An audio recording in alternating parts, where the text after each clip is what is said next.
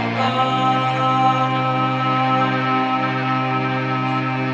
Postin kantajat juoksevat jo portaikoissa. Mun suurin toive on, et voisin olla juopassa oikein unta varmaan saa haudassakaan.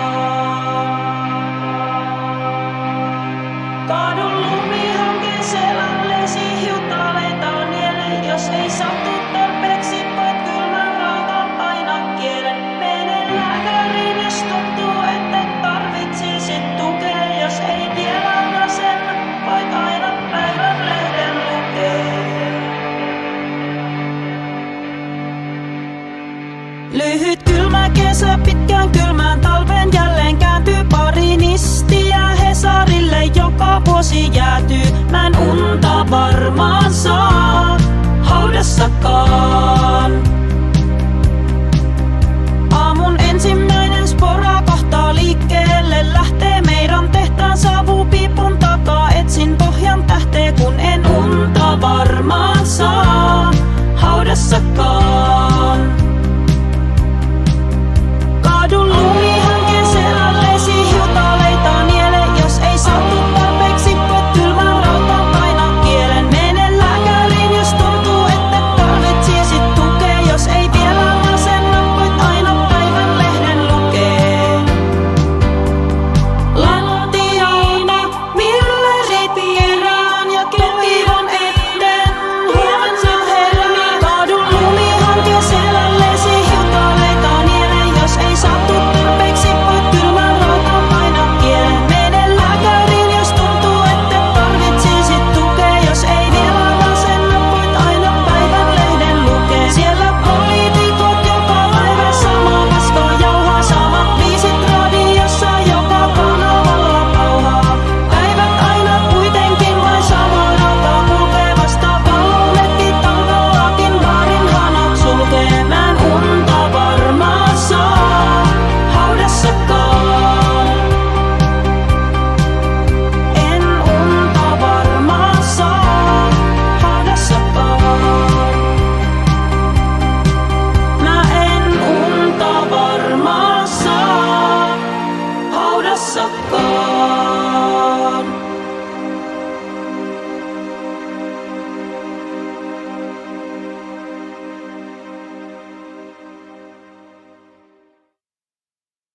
Ihan niin kuin mukamasten vaan. Mä istyin tajuttomana tarakalla ja ennen kuin mä huomasinkaan, lojuin tajukankaalla kankaalla. Ihan niin kuin mukamasten vaan. Oli sade taikka pouta, mä lähden vetämään mun yhden hengen showta, rock-tähden elämää. Kuin viimeistä päivää, taas on mennyt monta päivää ja tänään jälleen jatkui ikuisuus. Kaikki kaiketti arvaa, mitä tuleman pitää. Olen ainoa varmaan, joka ei näe mitään. Ne ulos kyllä heittää, vaan ei kotiin saateta. Ja jälleen koitan kyydin liftata.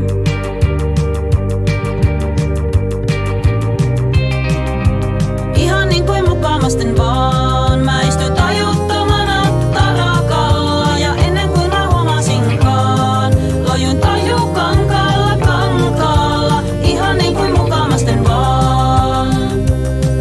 Jos aika ja raha ihmistä piinaa, niin onko se paha, jos ne käyttää viinaan, kun toinen ei riitä ja toista on liikaa. Vaihtaisko joku aikaa rahaksi?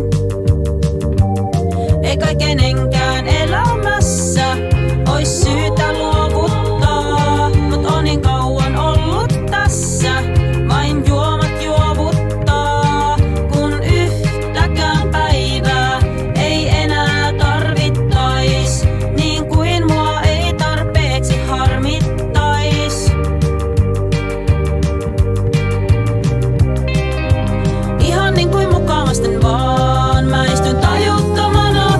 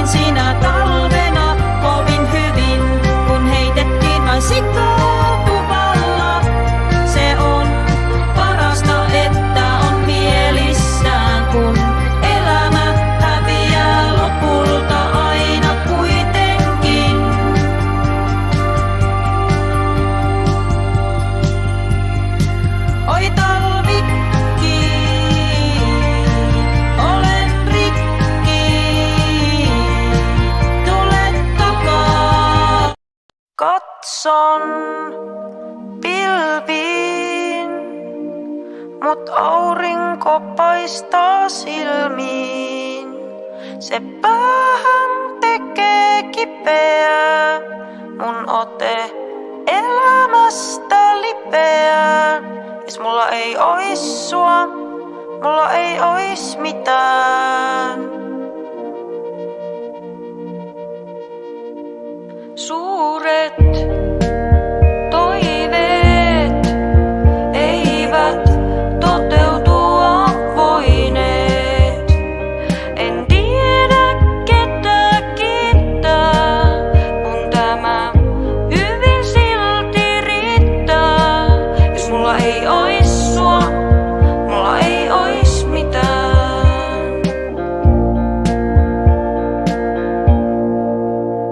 Vaikka makaisin rannalla kultaisessa puvussa ja mulla ois pelkästään lottovoittajia suussa. Vaikka kaikkialla rikkaita leikitään, mulla ei ois sua, mulla ei ois mitään. Sohvan uurteet ja tölkeistä haihtuvat huurteet. Ei mikään koskaan muutu, ei multa paljon silti puutu.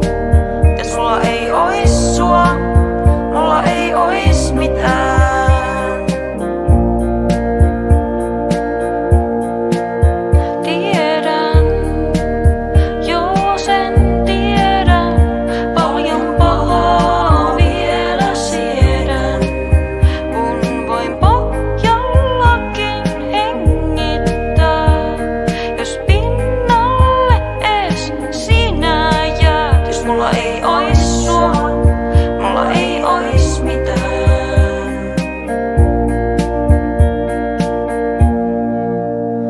Vaikka makaisin rannalla kultaisessa puvussa ja mulla ois pelkästään lottovoittajia suvussa. Vaikka kaikkialla rikkaita leikitään, mulla ei ois sua, mulla ei ois mitään.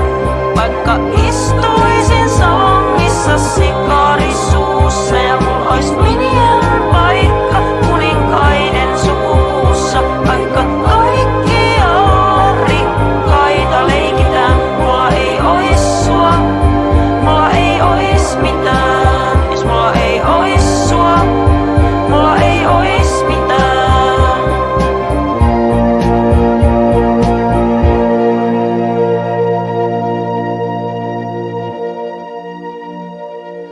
En halua pois sittenkään.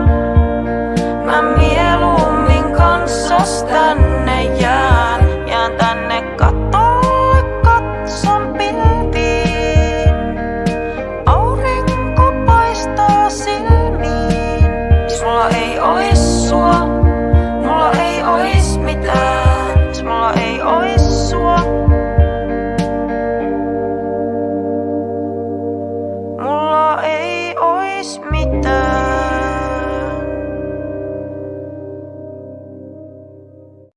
First of March, it's clear to me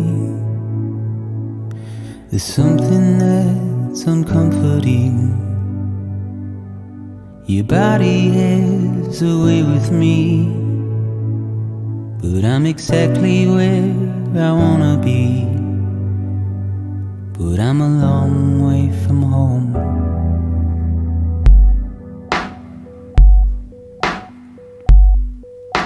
I know your voice, I know your face. This is something I cannot replace. Gave me hope and gave me doubt. Well, I loved you then, but I don't love you now. I'm a long way from home. 'Cause we're a long way from home.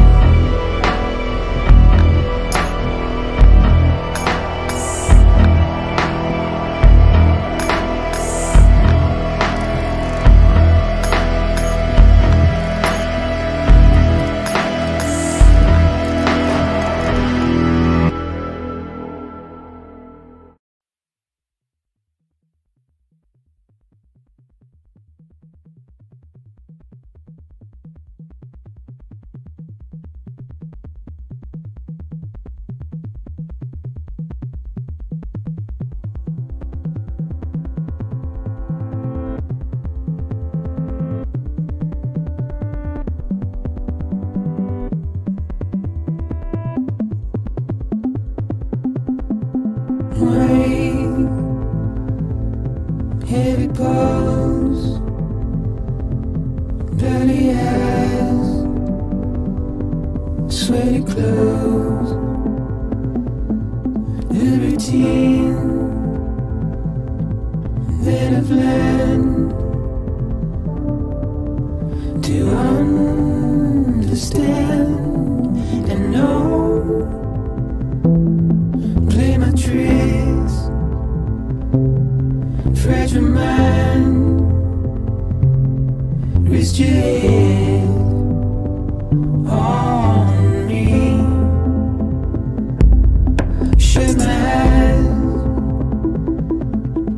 I'm not here. There must be some mistake. Don't be so serious.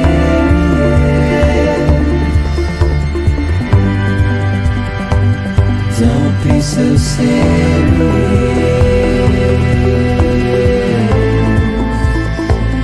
Don't be so serious.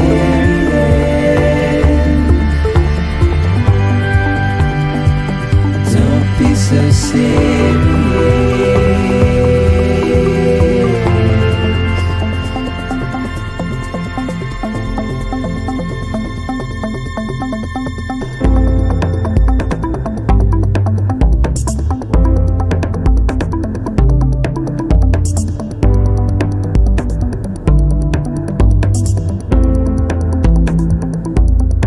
Watch your words turn to dust as we forget, as we move on. But still, I refuse to let you slip away. Don't be so serious.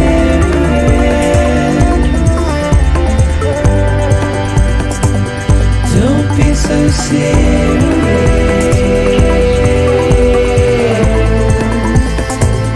Don't be so serious.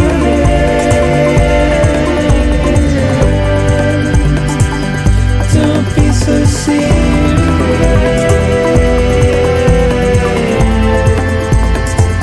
Don't be so serious.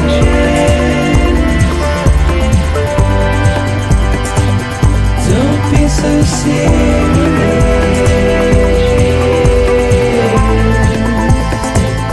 Don't be so serious.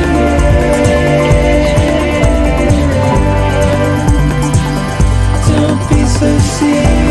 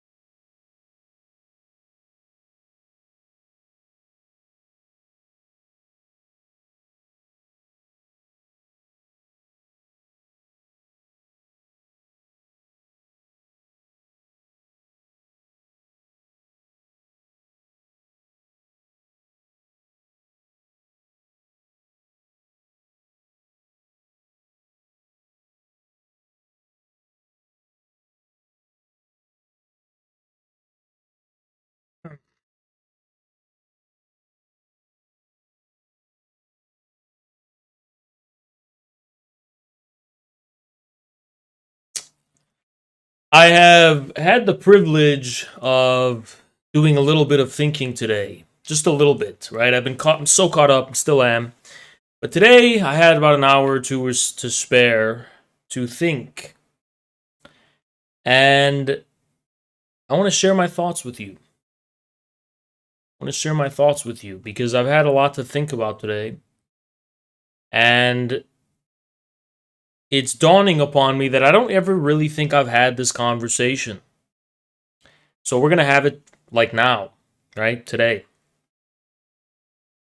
First of all, I have a question, right? It's a rhetorical question, which I already know the answer to. I'm going to ask it anyway. Why are you guys here? It's a question a streamer should never ask their audience, but I'm going to ask it to you guys. Why are you here? Why are you here? Why, more broadly, do you even care about politics? Is a better question. Again, this is a career suicide question to pill you on this, right? Because you don't want to pill your audience and the people who support you with this hard introspection.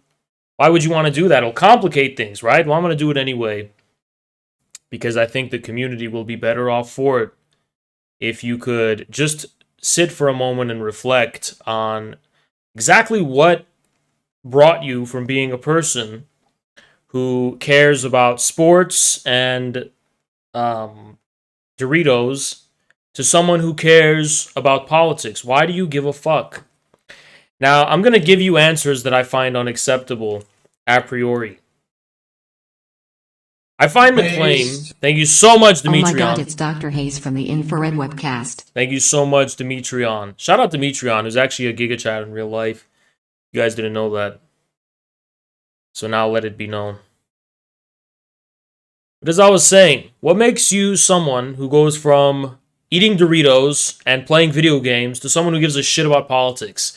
And the answer that I'll find unacceptable is, well, I just care about my society, and it's my civic responsibility. So when you tell me things like that, you're telling me you were a teacher's pet in school.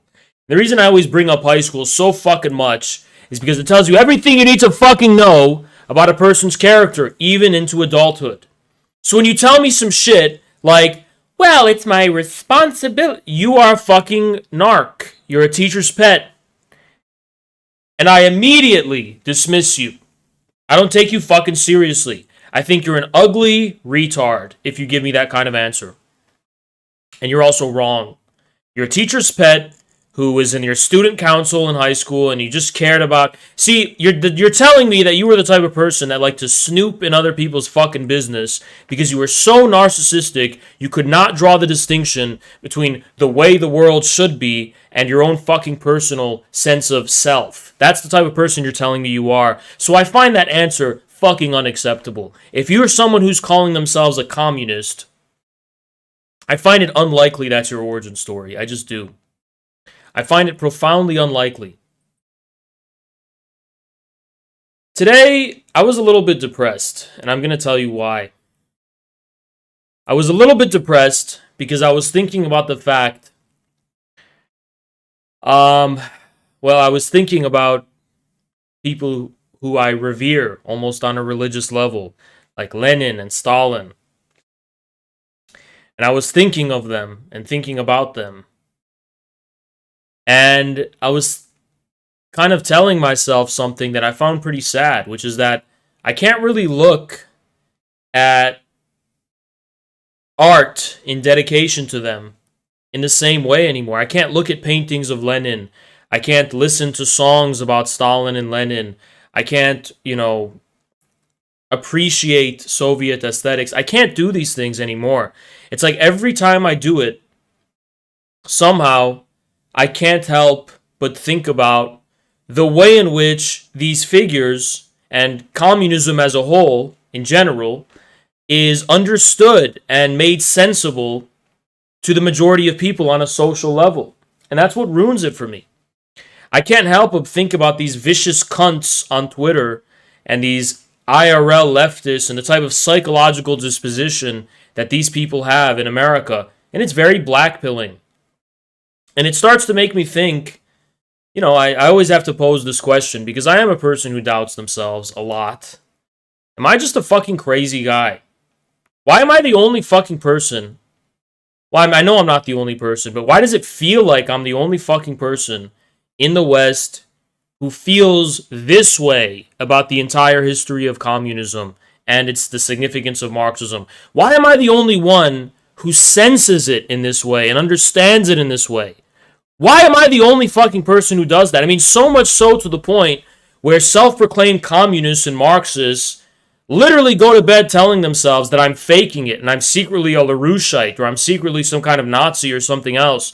No, believe it or not, I am actually I've always believed in communism. I've always believed in this history. All of the stories of the October Revolution, I believe all of that, right? But the way these things are understood today, right? When I see the tweet on Twitter that gets the most likes, anniversary of the October Revolution, and it gets 10,000 likes and it's sharing photos, I cringe. I cringe really fucking hard. I hate the majority of self-proclaimed communists. I really, not just ones in America, not even just ones in Europe.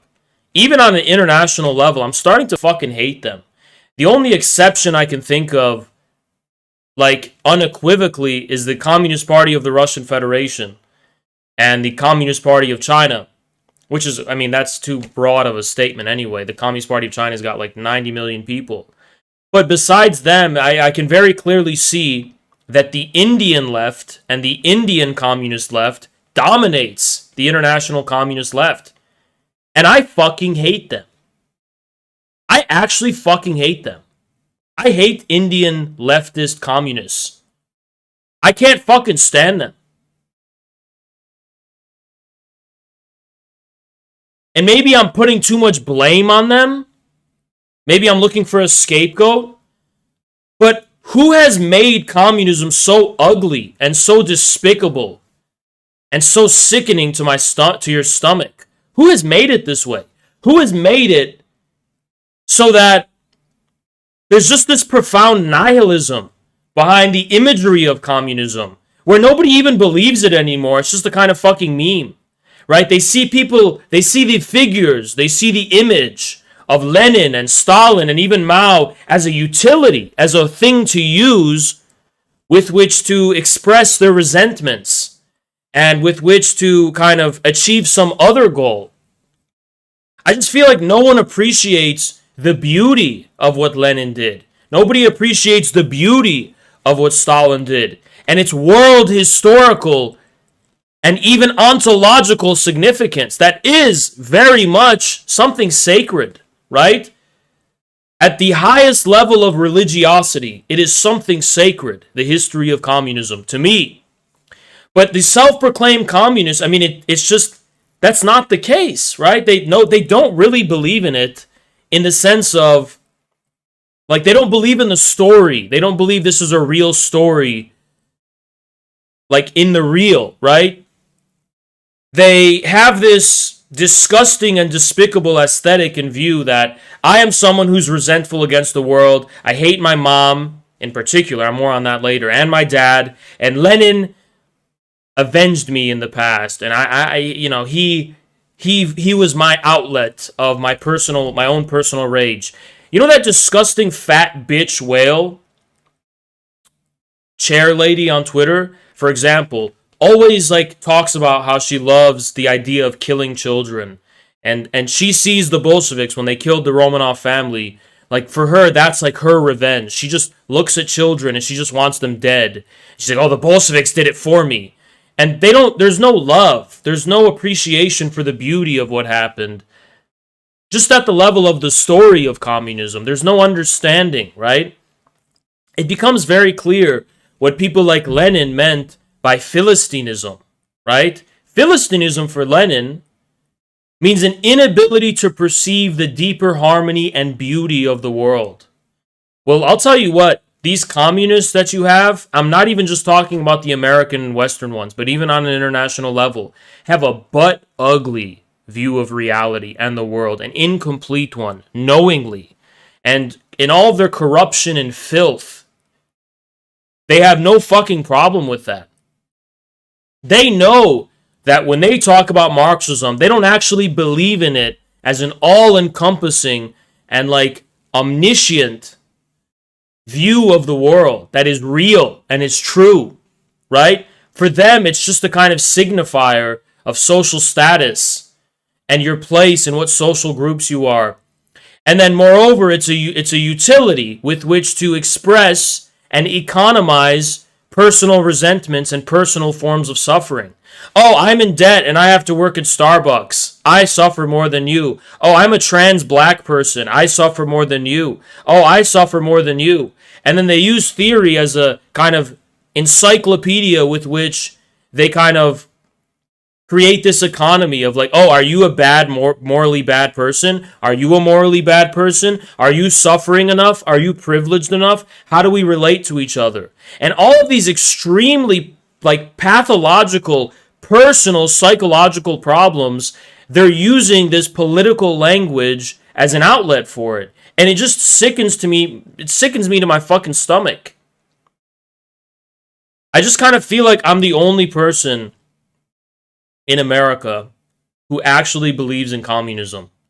And that begs the question to me, is this like, am I just a fucking crazy person, right? Is it just insanity? Am I just fucking crazy or something, right? And I know there's you guys, and there's the infrared community. You guys seem to understand. But the truth, the sad truth is that, look, you're already starting to see it on Twitter. The infrared community needs a leader, and I am that leader, or the showrunners are that leader, right?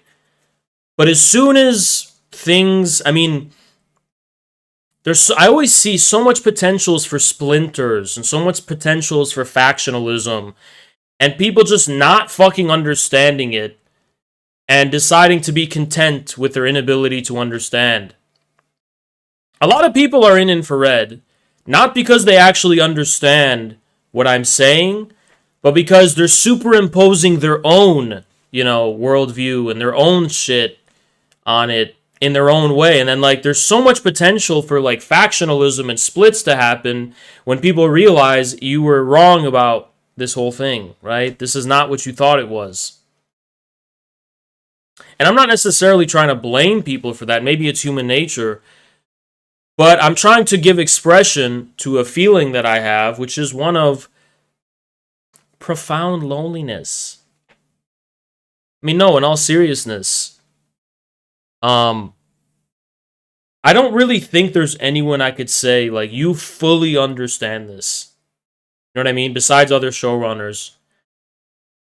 In terms of, when I say the aesthetic, I mean the sense. Like, you don't see the whole exactly, right? There's always a lack of understanding somewhere. And to me, that makes me, always makes me try and kind of doubt myself. Like, am I just fucking crazy? Because the biggest disappointment to me is that, like, all of the people who are repping communism as an ideology, and they're repping the hammer and sickle and the imagery, Soviet imagery, and the image of Lenin and Stalin, and the name of Lenin and Stalin, and the way they do it sickens me to my fucking stomach. And it's like nobody else appreciates this history. Nobody else does. In the way that I do, right? For everyone else just seems cynical about it, right? They just see it as a bludgeoning tool to get over their own personal resentments. They don't actually believe that this speaks to something about, the human condition and spirit and their sense of meaning in the world. They don't see it as something sacred. Look at Hakeem. Look at these fucking people, right? And you can kind of isolate that there's a network of these people, like Swamp Communist is one of the big ones. He's got like one of the biggest followers on Twitter who's up this alley. Hugo Pink and Hakeem and these kinds of people who have defamed and just like absolutely defiled the image of Marxism-Leninism in the West. But the truth is that, like, you find the views of those people very widely held and reflected among Indian communists. Now, why am I picking on Indian communists? Well, because India has probably the largest communist movement in the world that's not in power right now. Correct me if I'm wrong about that. Because it's the second most populous country in the world, and it has somewhat of a history of this thing. India probably has the largest non-governing communist left. Besides Russia, maybe, it might be a tie. But India has over 1 billion people. And to me, I just feel like the center of filth and degeneracy and corruption, more importantly, corruption of international communism isn't even in the West. Please correct me if I'm wrong. I feel like it's in India, right? I really have a strong feeling that the corruption of international communism is centered in India, not even in the West. But please correct me if I'm wrong. It's just such a strong feeling that I have based on my experience. Thanks so much, Alexander. MAGA communism is the only way. Traditional communism is the only real communism. Absolutely. Thank you so much, Alexander. I think there's a few reasons why I might have this impression. And one of them lies in the fact that the communist left in India is probably the largest institutionally, maybe besides the Communist Party of the Russian Federation. The second reason is because the Indian communist left is English speaking. So it participates internationally and in the international communist discourse to a far greater degree than the Russian or even the Latin American, which itself is a horrific left. Does Western leftism trickle into India? Yeah, it's a very, it seems like they interface very well. It's not just Vijay Prashad. You guys would be surprised how much people like Hakim and Hugo Pink have currency in India.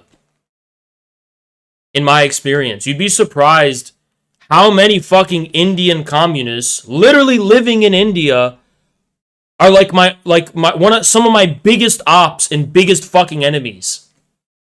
So you explain that to me, right?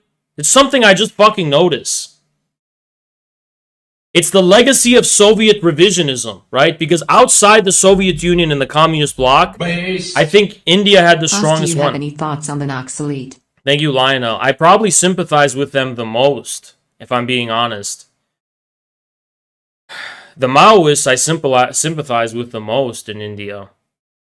It's the Soviet revisionist, social democratic communist party they have that I think is the center of a lot of corruption and evil in international communism. But maybe I'm wrong. Maybe I'm wrong. It's just, is this schizophrenic, this intuition that I have, and this relative experience that I have?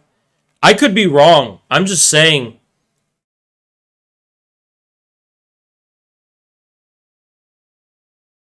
There's a big difference between the different communist groups in India. I know, but I'm talking about the one that is most friendly with the Western left, which does exist.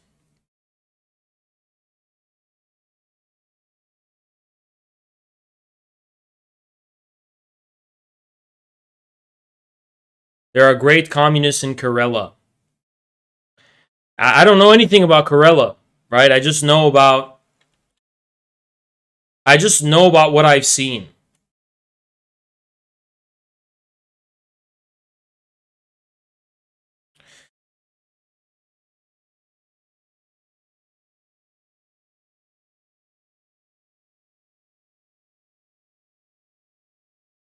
Anyway. Aren't Arab countries bad too, and Iran? They're non-existent. The reason I'm not mentioning other countries is because India has a very strong communist movement and socialist movement. An extremely strong one. Probably the biggest in the entire world that's not in power. That's why I'm picking on India. Not for any other reason. It's literally just for that reason. And I'm not picking on India, just the communist movement there. Which is, isn't it aligned with the The liberal Democrats over there, I'm not sure. Yeah, Paul Moron. That's another one. Paul Moron. So you see, it's like there's this network of people who have an extremely hideous understanding of communism and Marxism, which quite honestly depresses me, not just because they exist, but because it just seems like they're all like that. Like they have hegemony over what communism means right now on an international level. And it's very easy for me to understand why so many different types of people hate communism right now. Because of it, right? Thank you so much, Arwell. Sounds like some transatlantic deep state stuff. Stay strong. Yeah. Yes, being born in a non-Western country does not make you based. Look at Luna Oy and look at fucking Hakeem. Look at Hugo Pink. They don't even live in America at all.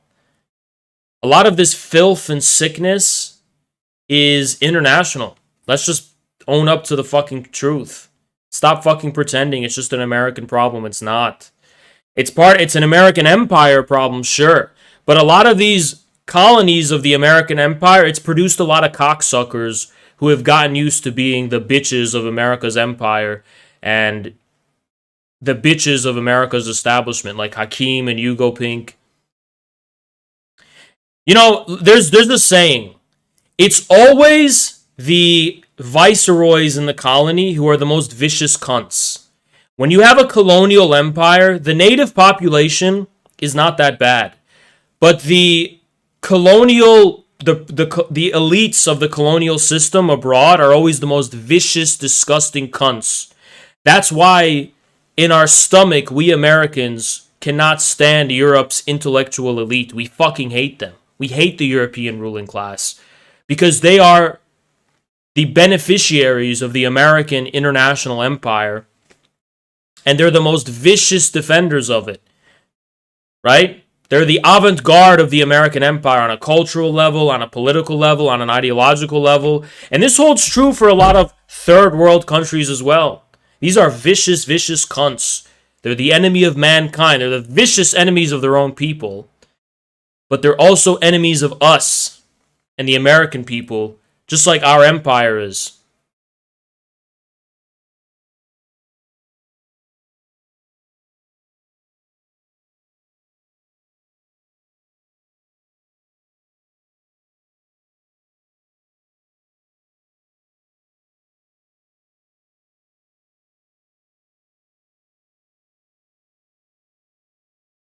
To continue what I was talking about, though, I think there's something extremely perverse about mainstream Marxism-Leninism, even on an international level, where for them, it is this kind of like mascot of social democracy. Lenin's image, his face, everything you think of in your brain, neurologically, on a physical neurological level, every unconscious association that comes to your head when it comes to communism is just right now a mascot of international social democracy. And so how to actually appreciate communism on a like an existential level, on that fucking level, nobody seems interested in that. Right? And that's why it's very frustrating for me. I don't have comrades on an international level. I don't. And then the worst part is that people who can perceive that problem end up just becoming dogmatic about different ideologies, throwing the baby out with the bathwater. That's how a lot of people become ex-communists and start to adopt these other syncretic ideologies and, alternatives, which are a road to nowhere, right? I just think it's a big problem. There are no comrades. We don't have comrades. We don't.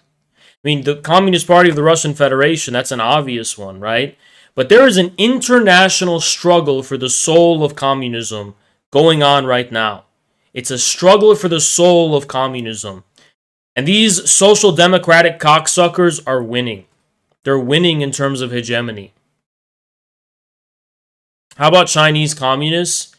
Thankfully, because the Communist Party of China is in power, they are isolated from this problem. They have nothing to do with it because they're already in power. They have their own institutions and their own reality, like their own movement. They're fine.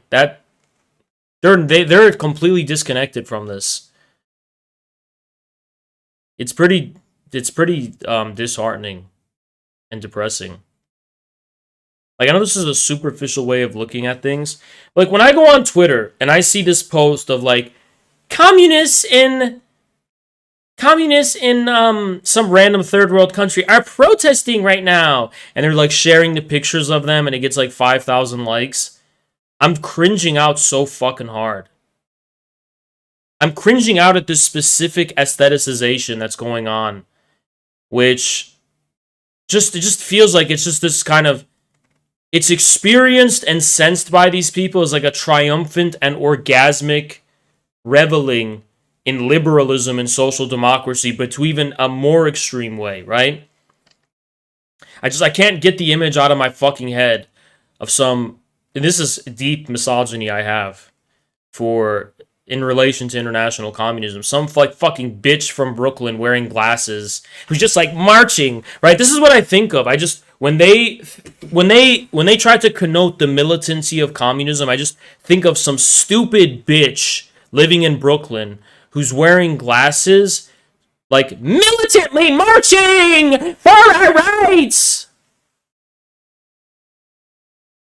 You are just an angry bitch. You're not a communist. You're an angry bitch because you're ugly and you got rejected in your life. And you're a fucking resentful bitch who was raised as a princess and you didn't get what you wanted in life, so you decided to become a communism as an outlet for your own fucking personal psychological grievances. And this is the actual conversation I wanted to get to and have today, which I think is probably going to be the toughest one of all. And it's going to require a lot of introspection, even on your guys' part. I mean, I've spent my life doing this, right? I just feel like other people haven't. Let's settle something, okay? Politics and ideology, as it stands, is just an outlet for your psychological problems. It has nothing to do with any movement.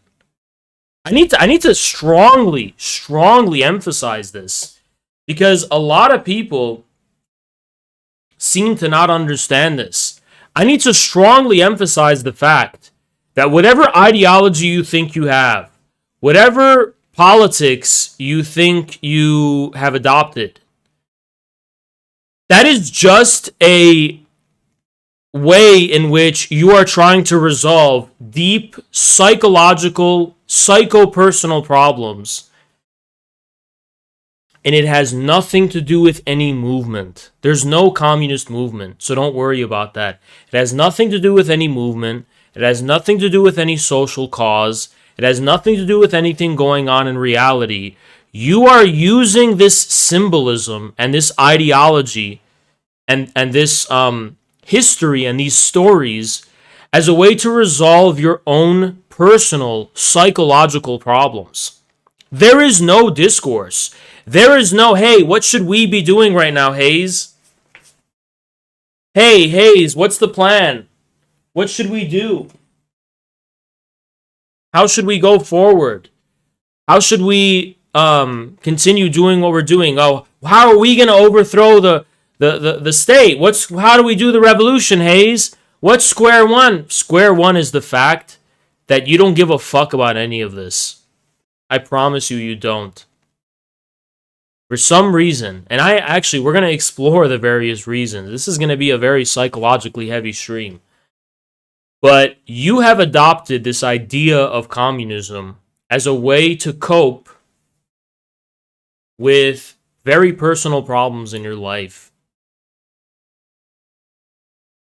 Now, let's just be honest about something. How many of you guys can correlate the time in which you became interested in communist ideas with problems happening at the family level? at your household, when you were raised in your household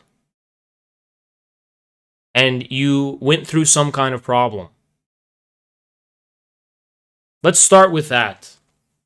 How many of you became interested in communist ideology because of problems you experienced at the household level?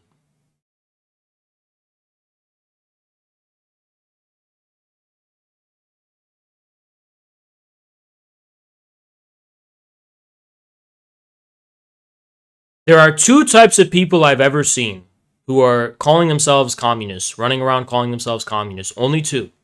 And if you're an exception to this, I want you to tell your story because I'm actually just interested. One is someone who had problems with their family somehow along the way. And the other is someone who was born in like a family, a communist family.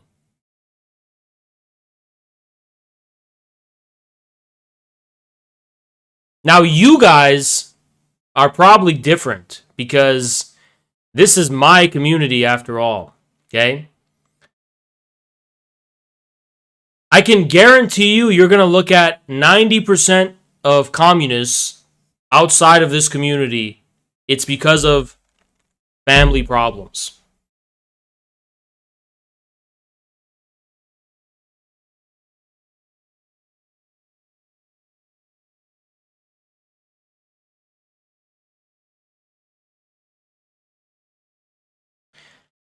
Dugan said something which was pretty interesting. And I've actually observed this and noticed this. Although it doesn't apply to me, and for reasons I'll explain. It doesn't apply to me. But I have observed it in others. That communism results from having a missing mother. Whereas fascism is about the absence of the father. So communists are trying to fill the vacuum of the mother, and fascists are trying to fill the vacuum of the father. Dugan made that observation, which I said, that is so true. At least in terms of the ones that exist today. That is so fucking true. There is somehow a relationship between mommy problems and communism. Somehow a very strong one.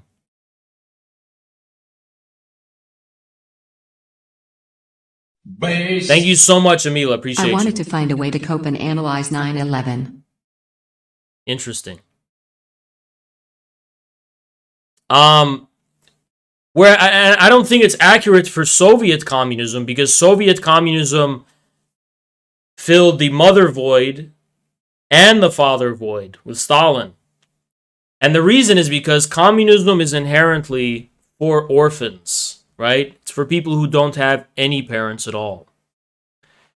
On some level. That's why in dystopian, totalitarian, fiction, and in some anecdotal cases in actual reality, to be a committed communist, which is only supposed to ever be like 5 to 10%, maybe 5% of the population, it's like the Mamluks, or the Janissaries of the Ottoman Empire, right? To be a committed communist activist, you have to put it before your family in history. In the Soviet Union, for example, the story of Pavel Morozov was like the exemplary story told to Komsomol youth, which was something like his father or his grandfather or something was stealing grain at a time of a famine, and he ratted him out to the authorities, after which case he was killed by his own father and family, and he became a martyr because of that. And the story of that was not to produce a distrust or animosity between children and their parents in the Soviet Union, but the exact opposite effect.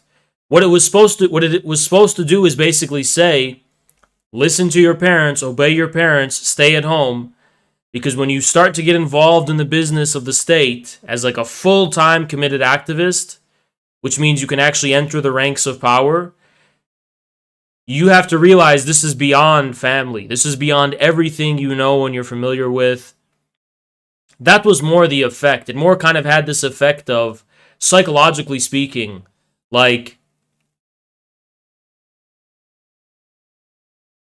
communism is for orphans in some sense, right? Which is why it's not for the majority of people who are just supposed to live their life as normal people. But people are supposed to be brought to understanding and learning about that exceptional event, just so a very clear understanding of the relation between the communist state and the local parochial family.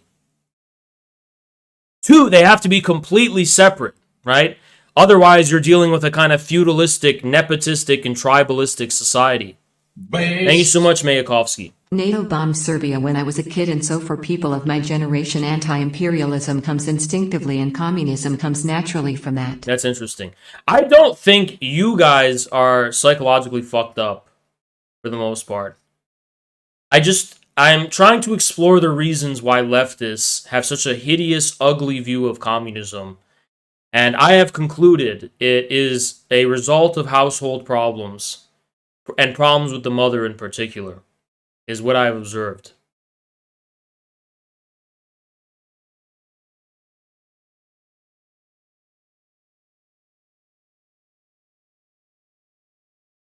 But in any case, I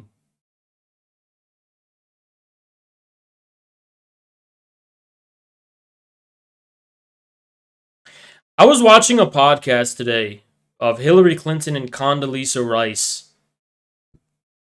and they were explaining and justifying U.S. interventionism. And the basic point of their argument was kind of something along the lines of, oh, if Gaddafi starts killing his people, are we just supposed to take a step back and watch? If Putin invades his neighbor, are we just supposed to take a step back and watch? And I was, for a second, I was no longer a conspiracy theorist. And I started to entertain the idea that the way the state works is that it's just filled with people who like genuinely do reason that way and have convinced themselves of that line of reasoning because it immediately makes sense to them. Now, when you introduce history to the mix, see, my impression is that Hillary Clinton is just a very stupid, uneducated woman. For the first time, I no longer saw her as the epitome of a conspirator who's behind the scenes and worshiping Moloch and all that kind of stuff. I genuinely saw her as just like a stupid, superficial woman who can't think past, maybe a decade or two of history. Because at the immediate level, and by the way, modern is another word for immediate. So at this immediate modern level, you're right. Oh yeah, Gaddafi's doing this to his people. We have to do something about it. She said, imagine we're in the Situation Room and you're being told, oh, North Korea's flying missiles over our ally Japan. China's bolstering its navy in the blue waters. We have to do something about it. What do you want us to do? Just sit back with our hands tied behind our back? And I found this perspective so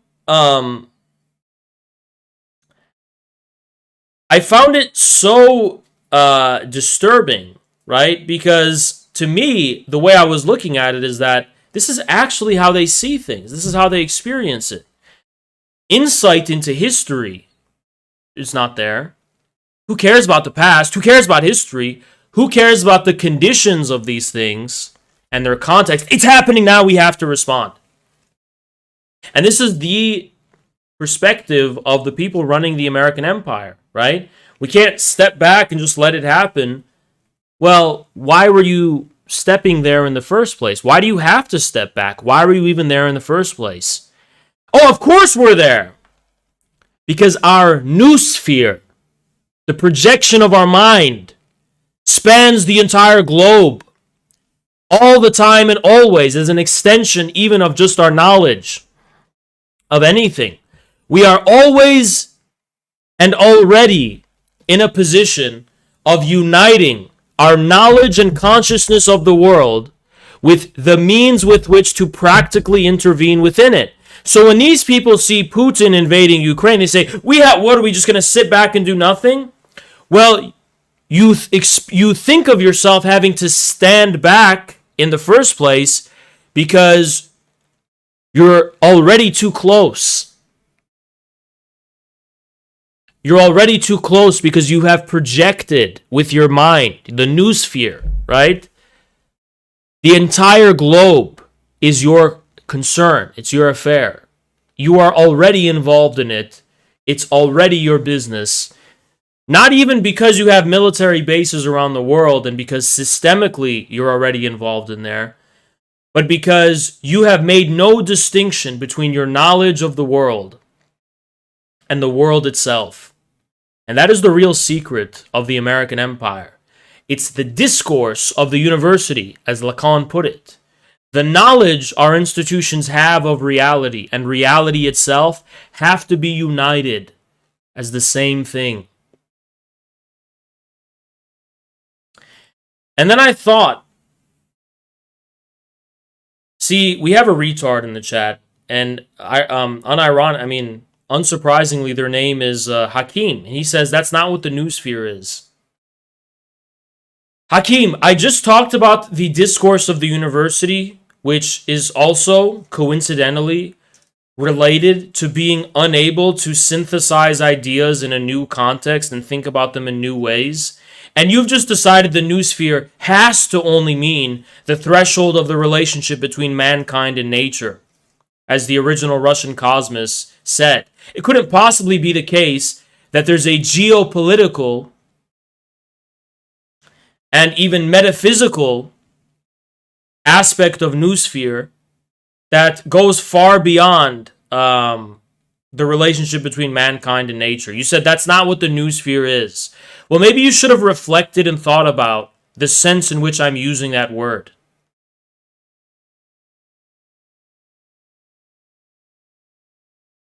In any case,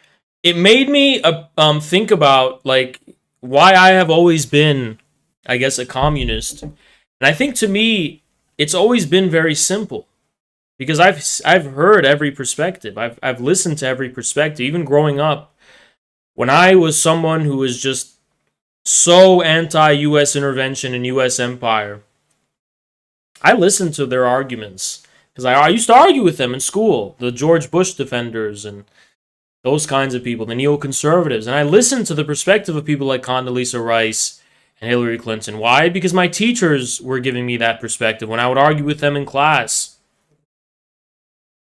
And it made me think about at the core, at a very core level. And it's something so interesting, right? Because there was a time when I hated Islam and I hated my own culture and, I was just a full atheist and yada, yada, yada. And I thought America was more advanced and superior. But what's so beautiful to me, I'm just going to say it is beautiful, in my view, is that looking back this entire time, the real core of every thing I've ever cared about has been standing up to the American empire. That's always what it's been about. It's always been about, there's just this war of partisans, of global partisans, rogue states, different groups, different people, different forms of resistance, Che Guevara, some funny guys in Lebanon. And what have they been fighting for? I mean, they're so diverse ideologically, and they're so diverse geographically and culturally and religiously. But what are they fighting for? They're the bad guys. I was raised, believe it or not, I was raised in public school, and I consumed American media growing up. So I was raised with the idea that these are the bad guys. If you play Call of Duty Modern Warfare 2 right now, those are the bad guys. Those are the bad guys. Oh, what are the Chinese doing? What are the Russians doing? Those bad guys are up to something.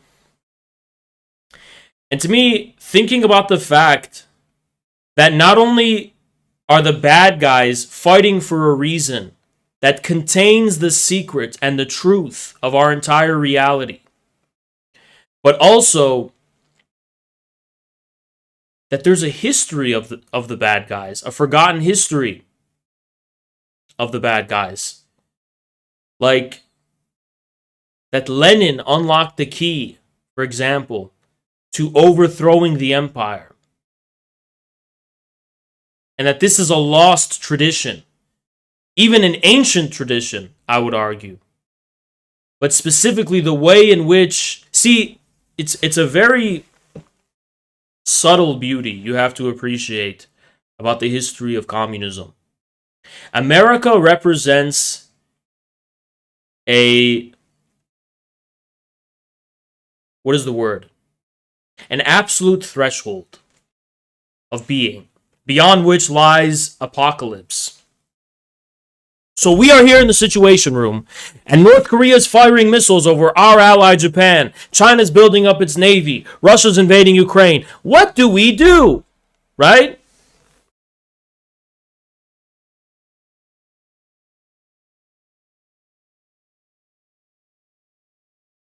Beyond the threshold of our noosphere, of our unipolar world, is chaos and meaninglessness and nothing. We have to do something to stop this. And then learning about how in history there were people who did cross that line. And despite all odds, made something of it and built something of it. When the ruling class condemned them and said and predicted, you will fail, you will not succeed, you will go nowhere. They built something new, beautiful things, incredible things, things mankind has never seen before. And more importantly, they remembered things that were forgotten because of this modernity, this here and now of we must do something now of modernity.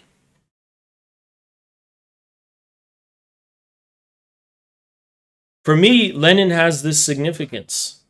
Lenin already walked the path. A path that's been forgotten, by the way, but he walked it. And Stalin, who is the most faithful student of Lenin,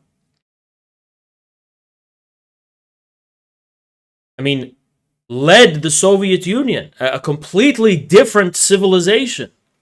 And he led it faithfully. He walked the narrow and straight path like a saint, building this alternative world and this alternative civilization, knowing precisely in all his infinite wisdom how to act and how to intervene. Not to be too one-sided, to be balanced, to be dialectical, to have this wisdom and insight, and succeed when the West and the world was saying, you can't have a proletarian dictatorship, you can't have a dictatorship of the people, you'll fail. You'll fail. They didn't fail. They built up one of the strongest civilizations and empires in the history of the world. This is a completely different history. To me, people like Lenin, people like Mao, crossed the threshold of what it means to be a human being and explored what lies beyond that. They participated in a truly mythological violence, out of which rises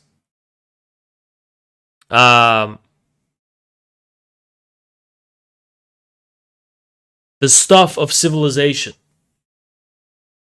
So for me, it is something sacred. It's not a meme. I'm not a Benthamite utilitarian who says, oh, Lenin was just a guy like me and I can be relatable to him And he just wanted this to happen because he thought this policy would be best, and he cared about people, and that's why he did it. No, for me, we are looking at the very origins. It's a what Walter Benjamin would call divine violence. It's an encounter with the sublime that crosses the threshold of extinction, right? Beyond the limit of death.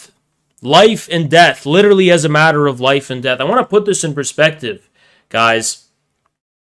Communism is something people who were atheists, who had no expectation of a reward, who had no expectation of an afterlife, so there was nothing pragmatic or utilitarian about what they were doing. They died for this. They took bullets for it. And please forgive me for sounding crazy, but I just don't think that today's contemporary communists are made of the same stuff as those guys. I don't think they are. I think for them this is just a matter of utility. And I just think it's a social more on that. It's a social signifier, but like I don't think they actually believe in it. To the point where they would dedicate their lives to it unconditionally,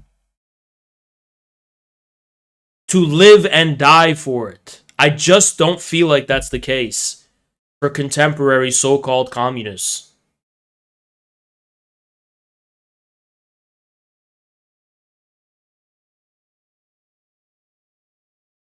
Now, why is that? Is the question we have to ask. And we have to try and reflect on. And the only thing I can think of is that they have forgotten the origins of the party. And when I say the party, I mean the institution that binds together communism itself. The party, the organization, the collective, the socius of communism, the discourse of communism. They take it for granted. And they allow it to be reflected in the image. And so a lot of the time I feel like I'm in the same perspective as Martin Luther was at the time of the Reformation.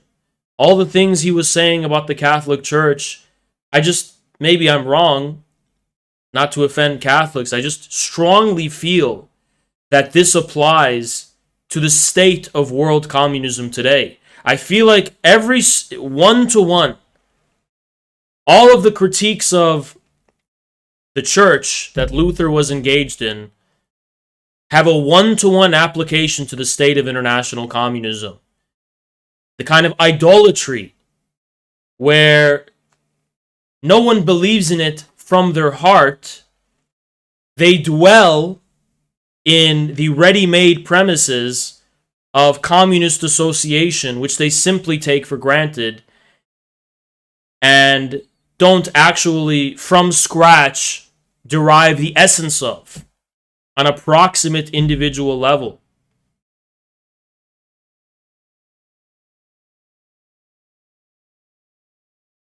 And this leads to what? Venality. It leads to corruption. It leads to indulgences being sold. And what are the modern day indulgences? Well, in the past, they would sell indulgences, so in return for a certain sum of gold, you can go to heaven and be absorbed. And today, of course, the indulgence is clout. It's social validity and recognition, which psychologically probably activates more dopamine receptors than gold ever did. It's clout. In return for getting attention, I will virtue signal as a communist. I will sell the sacred truth of communism to one-up my opponent, my adversary in the career climbing game. Oh, I'm a black trans woman. I'm suffering more. I want to make more money than you. So I'm going to fucking invoke the scripture to fucking rise above my peers. These fucking people don't fucking believe in it. They're using it for selfish fucking reasons. And they're using it for reasons that are related to their fucking careers. They don't have, yeah, it's social capital. They don't fucking believe in it. They use it as a justification for their own fucking corruption.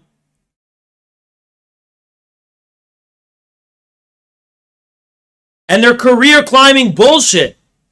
Especially the career climbing bullshit. Look at that fucking retard Keffels. As soon as they got legitimated after being a communist, as soon as they got legitimated, what did they fucking do? By the mainstream media, they became a lib, and everyone was supposed to be happy for them. You began as this hardcore revolutionary communist, and now what? You're on the cover of mainstream media and the Democratic Party and these, the liberal establishment, and it's just a seamless transition. Oh, you climbed the career. I'm so glad for you. I'm so happy for you. You made it out of this hell that is communist culture, which none of us believe in, but which are only dwelling within because we're so fucking resentful and we hate our lives and we hate everything. You finally made it to the big screen. Congratulations, you're part of the mainstream. It's at the heart of that essence Western communists are all revisionists. They view communism as something to be molded for their therapy. Absolutely. It's like, am I the only fucking person? Yeah, that fucking disgusting degenerate Juniper, that piece of shit. Scum of humanity. On Twitter, Juniper, the New York Times. To speak more on them, I get banned on YouTube. These are disgusting, spiritually deficient and depleted people. These are the most disgusting, immoral scumbags you can think of. They are devoid of humanity. They are devoid of belief. They are devoid of honor. Their entire aesthetic, their sublime, their event horizon beyond which lies sublime meaning is when they remember how their feelings got hurt. Oh, I'm so compassionate for others. Heart emoji. I'm going to help others. It's AOC, right? I'm going to help others. That's my fucking event horizon. This narcissistic fantasy that I have of compassion and empathy, which actually just reflects my own narcissism and nothing else. Let me announce something very clearly, because a lot of people think, and I'm not here to insult women, but I am a misogynist, so I'm going to do it anyway. This is not some women bullshit. What do I mean by this is not some women bullshit? Communism. It's not some women bullshit. It's not something for you having mommy issues and wanting a woman. It's not some women bullshit. What do I mean by that? Let me qualify exactly what I mean by that. I think women bullshit is when you say the truth and the object be damned. This is how I feel in my heart. Or this is how I feel. This is my sentiment. I don't care about objective truth. I just have empathy for others. So I'll do anything for my baby. That's women bullshit. But communism is about the object. It's about out there something being real. Out there something being true. Not about how you feel. Not about how you have empathy for others. Not because you have a broken heart. But because the heart of being is already based. Reconciled. Thank you, Emila. Cuban communism because she saw a nurse take a cigarette break at the hospital. Actually serious. Cack. I heard about that. Thank you so much, Emila. Communism means something there, out there. Not, I'm so empathetic and I want to help others. No. No, it's not about that. It's not about helping others. In the sense in which you're trying to say. It's not what it's about.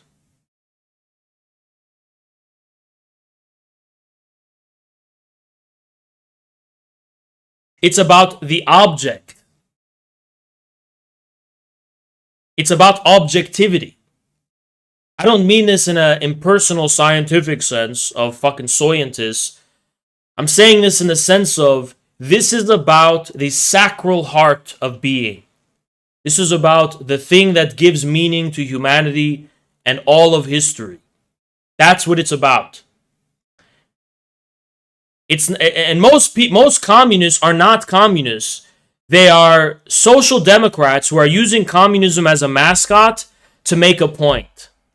Let me put it this way. You know how most, again, this sounds super misogynistic, but for some reason as a heuristic, it just works.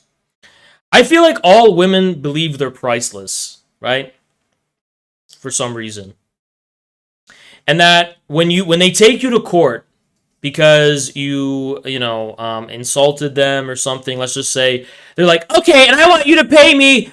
Whenever a woman judge like gives the sentence, like for example, this is the perfect one, the Alex Jones one. They're like, and I hereby demand you pay $1 trillion to the families because it was so bad what you did and it breaks my heart so much. $1 trillion. Thank you, Janar, so much. Appreciate it. Thank you so much, Janar. Thank you so, holy fuck, Janar. Thank you so much. Thank you so much, man. When you're in court, when women are the judge in court, they have their $1 trillion. Now, are they doing this because they're engaged in kind of an objective appreciation for how much money that is and the extent to which it is possible to pay that amount of money? No, they're basically saying your act of immorality is priceless. There is no amount of money that could compensate the heartbreak that these parents went through. Therefore, I'll just fucking make it $1 gazillion. Because there is no amount of money that can fill the void of an aching heart. Right? By the way, I'm not saying I hate women because of this. I'm just saying it's a very womanly thing to do. It's human nature. There's nothing wrong with that, right? If they weren't like this, we probably wouldn't, have gotten this far anyway. But I'm just saying we should understand these differences. But here's the problem when it comes to things that are the domain of things that are not just personal, right? The problem is that there is a price because you're taking someone to court. So there is a price, and it has to be a reasonable price. It has to be one that's based in reality, not based in the extent to which it's impossible. Now, what does this have to do with communism? Well, when you think about it, most American leftists who call themselves communists are just like that judge, although instead of demanding $1 trillion, they're demanding full communism. And it's not because they have adopted this objective communist stance. It's because their basic point is there's so much injustice in our society and there's so much wrong. It's so unfair, I should say, that we may as well have full communism. Just like the judge said, you may as well owe $1 trillion. They're saying we may as well have communism. But ultimately, the man behind the woman, which is what I'm trying to say, the man behind the woman, when the judge says I want $1 trillion, the man behind the woman is just dead. It's I want you to be bankrupt, and I want you to be out of a job, and I want you to lose everything. That's the man behind the woman, okay? The man behind the woman, when it comes to American communism or international communism, even Hakim and Hugo Pink, it's just social democracy. None of them actually expect a communist program to succeed. None of them expect any kind of revolution to happen. They don't expect anything like that happen. But what they do is that they feel this gives stronger credence and emphasis on the concrete and realistic, pragmatical, social democratic politics that is like reflected in actual reality. So it's like a mascot for social democracy. Oh, you're lucky we don't have full communism because Bernie was the compromise. Bernie is the compromise. Remember that slogan they used to say? Bernie is the compromise. No, he's not. No, he's not. He's not even your truth. Your truth is Biden. Your truth is the Democratic Party. That's where you are. That's what you objectively are. You will never admit it either to yourself or others, but in reality, in the objective sense of the word, not in terms of how you feel, objectively speaking, that is where you are. And that is with whom you are aligned. You want to know proof? Every time there is a contradiction, every single time, that pits red versus blue, you take blue's side on everything.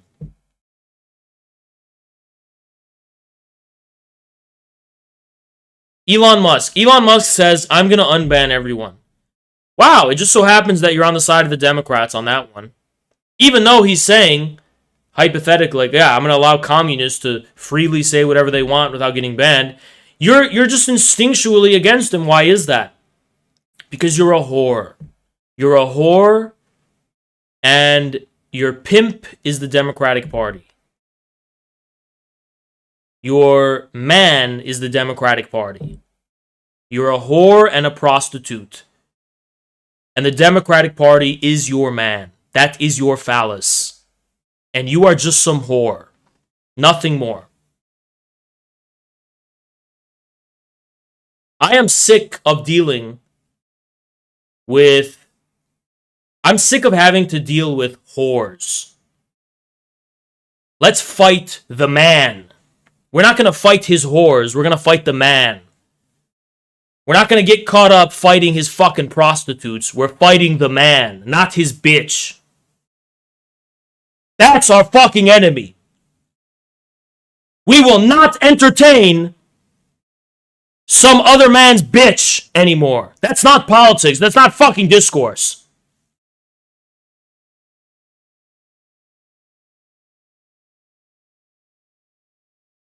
This is what communism is about.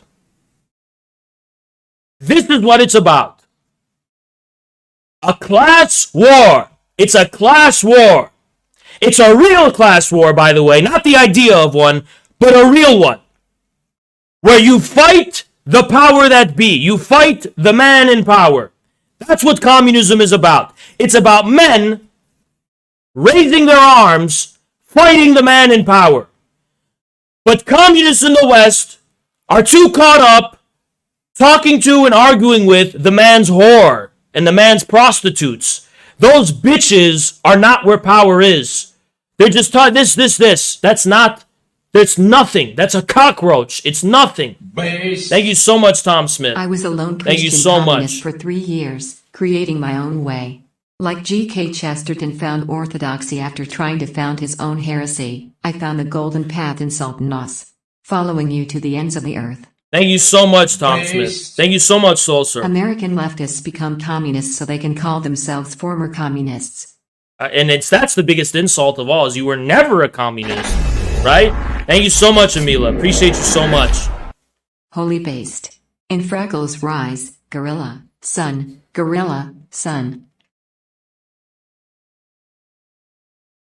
Oh my God. Holy fuck, Amirio. Thank you so much for the 20. Thank you so much. But people have lost sight of this truth. They've lost sight of the fucking fact. Communism, it's like, I want to say, it's the concern of men. It's just that I don't mean it literally. Obviously, women have played a very strong role in the history of communism. I just mean it in just this more abstract psychological sense. This is not gossip between bitches.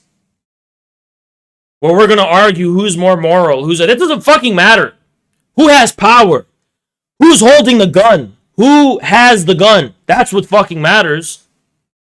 Right? What did Mao say? All political power comes out of the barrel of a gun. He didn't say who fucking is more holier and more suffering than the other fucking person. He said it comes out of here. There is no communist movement in America. There's a bunch of people who are psychologically fucked up, and they're using politics, and they're using ideology because they're fucking lonely, and they want to just find people they can be friends with because they fucking abandoned their families for whatever fucking reason. It's got nothing at all to fucking do with any movement out there. Nothing at all. It's an internal psychological problem. Thank you so much, EJ. Appreciate you. Appreciate you so much. I reflected, and I'm a very introspective person. The thing that has guided me consistently throughout my entire journey, ideologically and politically, is, and I didn't even always realize this, right? I will never take a breath living without fighting this empire. That's what I'm fucking here for. Now, why do I want to fight the empire? Because I don't believe its lies. I don't believe them.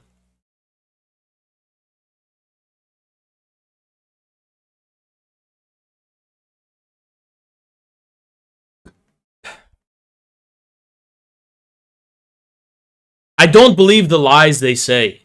I choose to remember something. When I was a Shia Islamist, I chose to remember the martyrdom of Imam Hussein. And when I was a communist, I chose to remember the sacred history of communism and martyrs like Che Guevara and the Chinese communists who fought, and the Russian communists who fought the Nazis and who fought in the Civil War and who fought in the Revolution. But it's always been about memory. It's always been about the American modernity, which says, here and now, we must do something, we must do something. No, we must not do something. We cannot do anything. Because we are not here. Our truth is in the past. Hillary Clinton said, I want to overthrow Gaddafi.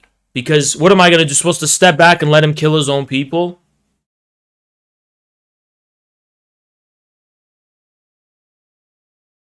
Who are you? Who the fuck are you to be there in the first place? How did you get there? How did you get there? How did you get there? What is your history? What is your past? What is your tradition, bitch? You have none. You have no tradition. So you think you're here. You're always here. You have no past and no tradition. You are pure contemporaneity and pure modernity. Putin invaded Ukraine. Are we supposed to sit back and do nothing? What were you doing before Putin invaded Ukraine? Why were you there? Why were you there in the first place? You forgot that. You want to make us forget. I refuse to forget. I choose to remember. That's the meaning of memory. It's one continuous gaslighting. It's one continuous gaslighting. We are supposed to pretend we are here and now. We are not here and now. Now is not here. Now is somewhere else.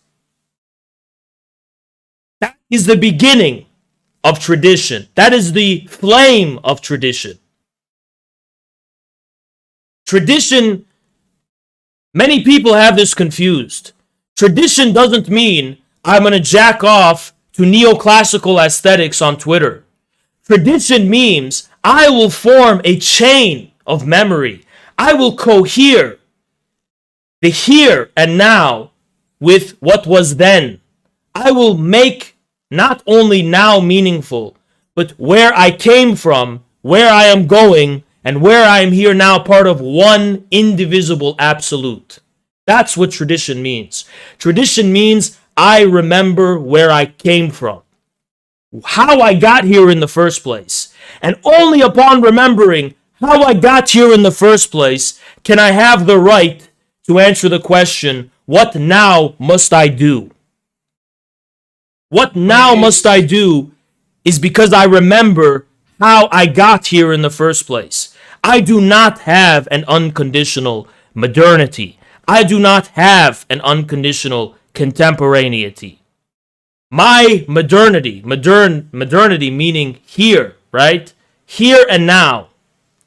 Contemporaneity.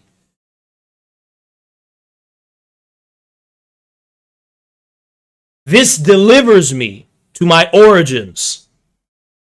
I refuse to continue to take flight from them. This is why I am a communist and nothing else.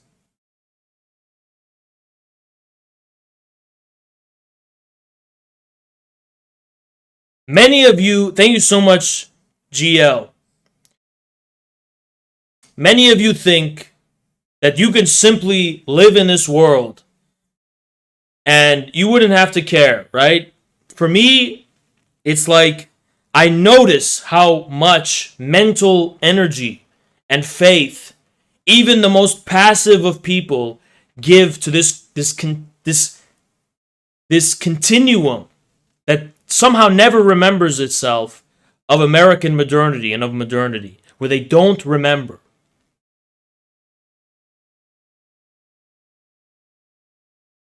They take for granted what we're fed, what we're being told.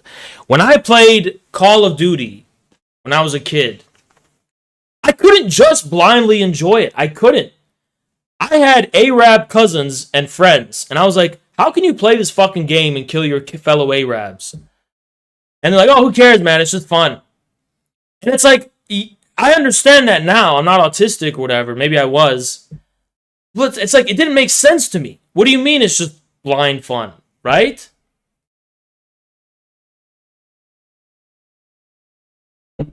I want somehow the world to reflect the truth. Based. Maybe that is autistic. Lenin Thank knew you, his Voidmer. history before he answered the question, what is to be done? Precisely.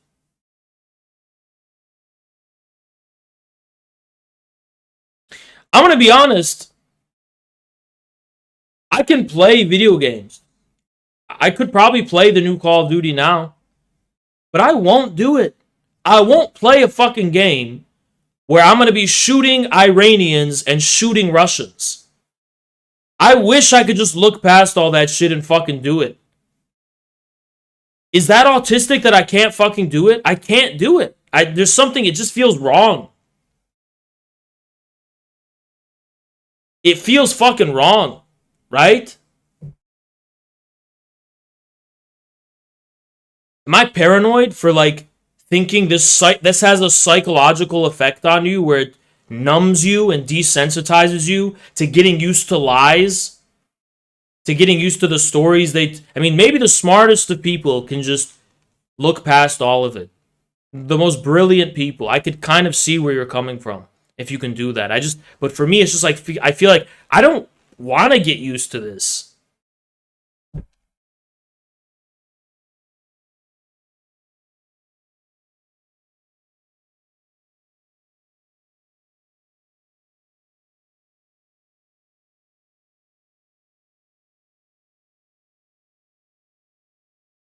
And I know it's just a video game, but I think it's ugly is my problem.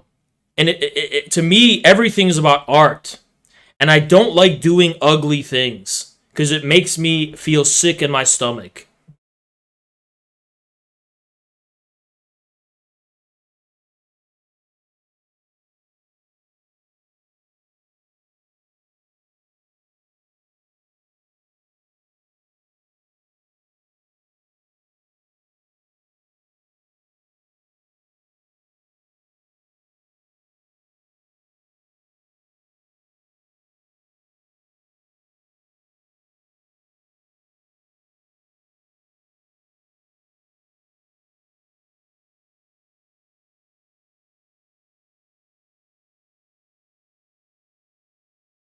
Actually, it's like a funny story. When I was in middle school, which is when this shit came out, I was the kid that kept playing Halo.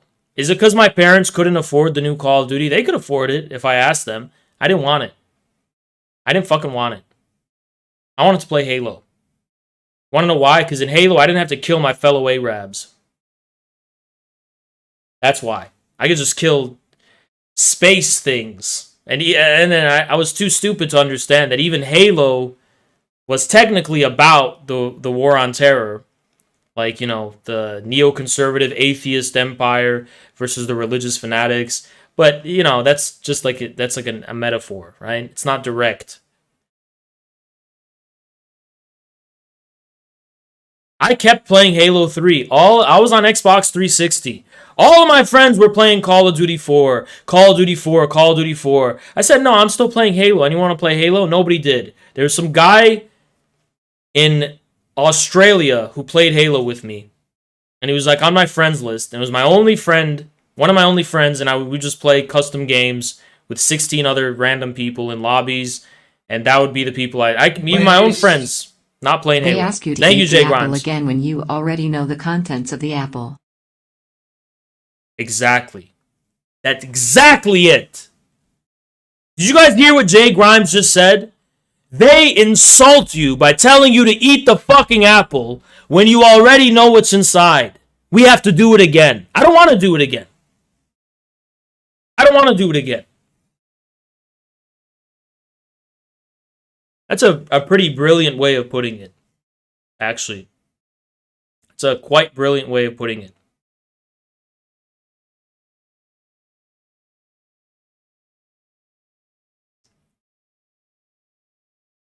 Thank you so much, Siderite. Appreciate you. Blind fun is a hedonistic cope. Might as well engage in orgies or watch porn all day to max your youth. I think that's the reason, and I think this is a bit sad and tragic. I hated sports. I couldn't get into sports. Maybe this is autism, but the way I saw it is like, what's the point of sports? Why should I care? Why should I get involved? Why should I care about this, right? Now, I'm not going to raise my kids if I have them to think this way, because I'm going to explain to them how you can't take for granted your skill. It's fun to put your skill to the test because you can never take it for granted. But I decided to take it for granted and just say, I don't care if I win or lose this dumb game. What am I fighting for? Thank you so much, Johnny. Halo 3 ODST was actually kind of based. They built New Mombasa, which is an African super city. It is. That game is cool as a whole. Halo 3 is a great game.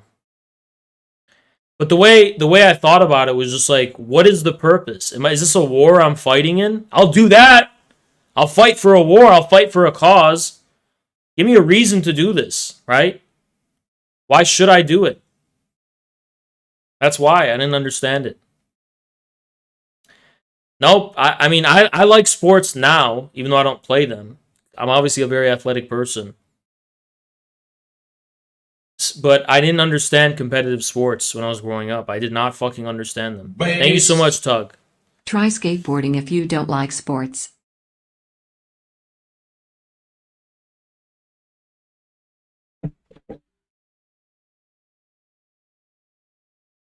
The thing that makes me angry, though, the most fucking angry, I can't look at communist imagery anymore without being reminded of the people who aestheticize it today. And that's what makes me fucking sad.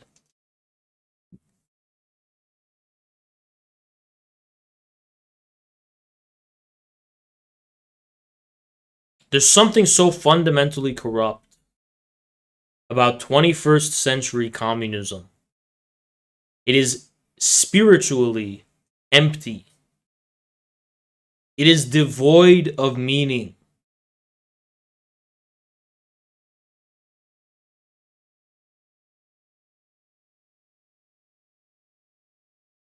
It's the communism of minions. A bunch of minions coming together. And it's this modernity of here and now. Forget where you came from. Don't remember anything. Let's go get more healthcare. Let's get that healthcare, right? We have to. People are dying. Vote for Joe Biden. People are dying. Harm reduction. Harm reduction? You can get on your fucking knees and choke on my fucking dick. I don't live in your situation room. Now is not here. Now is not here. We have to vote!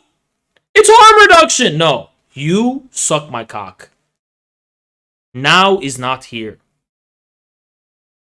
You act like Hillary did in the Situation Room when she felt like she had to make the choice of whether to step back and do nothing when Gaddafi was killing his own people.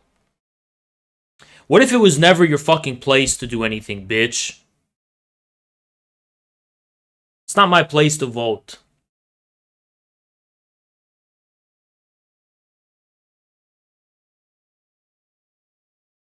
Do you understand where I'm coming from now? The angst of activism, of acting now. That is the lie of American modernity. And to me, communism has always meant the opposite of that. It's not a praxis with which to act at all.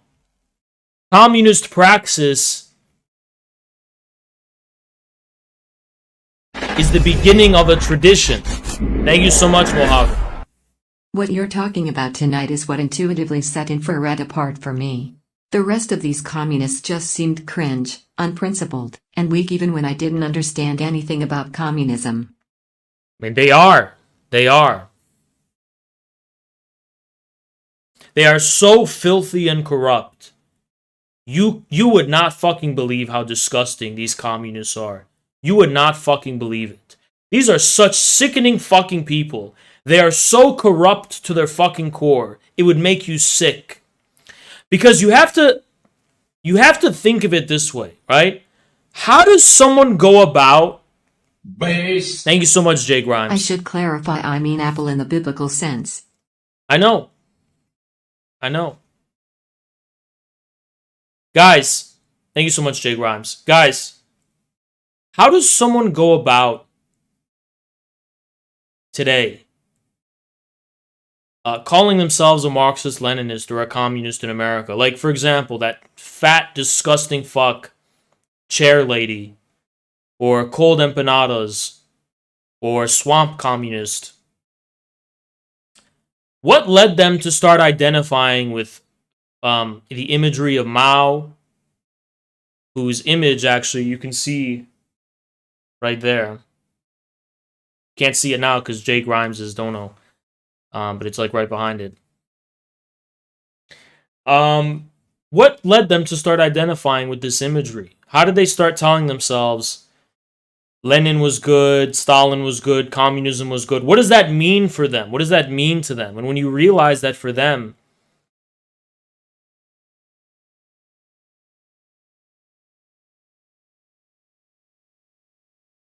for them, it's like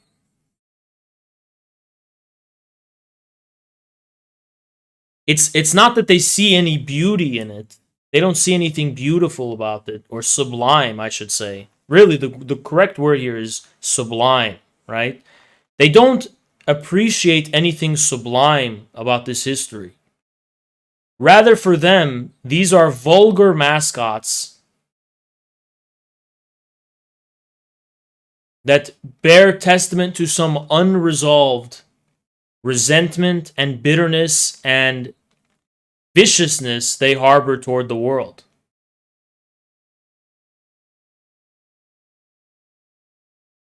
Lenin, for them, is an avatar of personal resentment. That is how they have blasphemed the sacred history of communism. They have blasphemed it.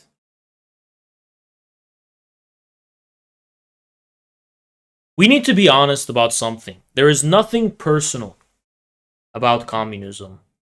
If you are here because you want healthcare, if you are here because you want anything, you are corrupt. I'm a communist because I feel more entitled to have things that I don't have now.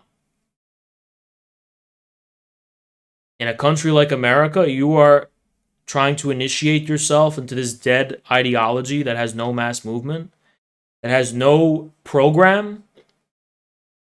So you're not a mass worker, you're a person who is indulging in this ideology.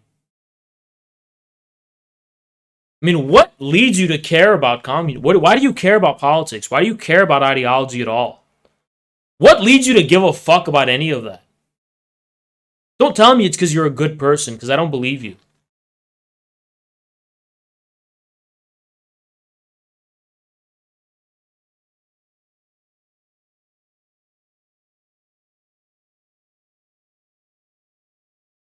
Because I'm so exhausted. I'm in Brooklyn, and I work in Starbucks all day, and I'm so exhausted.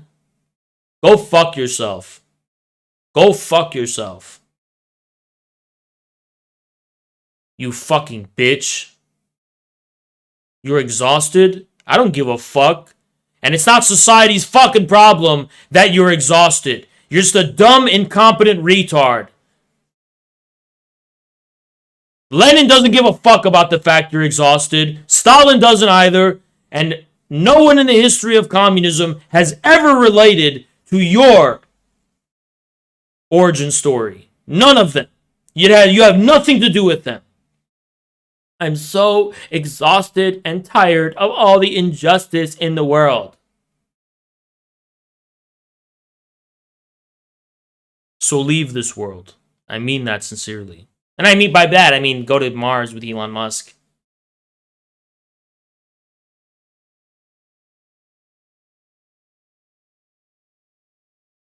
I'm so exhausted.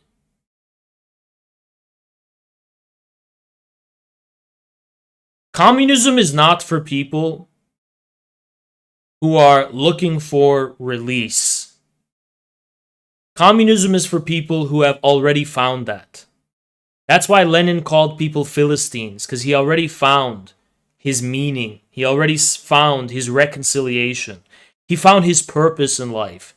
For him, he was reconciled with his story and he knew his mission and he did it well. These people are like, I didn't get to live in a Manhattan high-rise apartment. I guess I'll just be like a communist until I can be until some billionaire marries me. Until I can become like Keffels and just enter the mainstream and I won't have to be a communist anymore. It's a purgatory. It's a purgatory. That's what it is. See, I believe in the Asiatic principle of heavenly bliss. I think people like Lenin and Stalin and Mao were in a state of nirvana always, right? By the way, you should see what people said about Pol Pot. How calm he was. Always in a state of nirvana. We're not going to talk about him. But the main figures in communist history, they're in a state of bliss. Mentally. In terms of their inner spiritual world. They are so reconciled and so at peace. Stalin, he was like an Orthodox monk. He was a monk. Look at paintings of Stalin. This is actually how he was. He was extremely calm, extremely chill, right? He understands his place in the world. Same with Lenin. They are in nirvana, right? Mao, same way. These are not people who are using politics as a way to solve their story and solve their personal problems. They are beyond any personal problem. In terms of their inner and their outer life, yeah, they're still involved in all this different shit, but in their inner internal spiritual life, they're far beyond it. Yeah, President Xi in China is this way. This is, and saints in the history of religions, they're also like this, right? Now, I happen to be an angry fucking guy because I'm on camera all the time. But in person, I am fatally calm. Unless I have to fight someone. But other than that, I am in a state of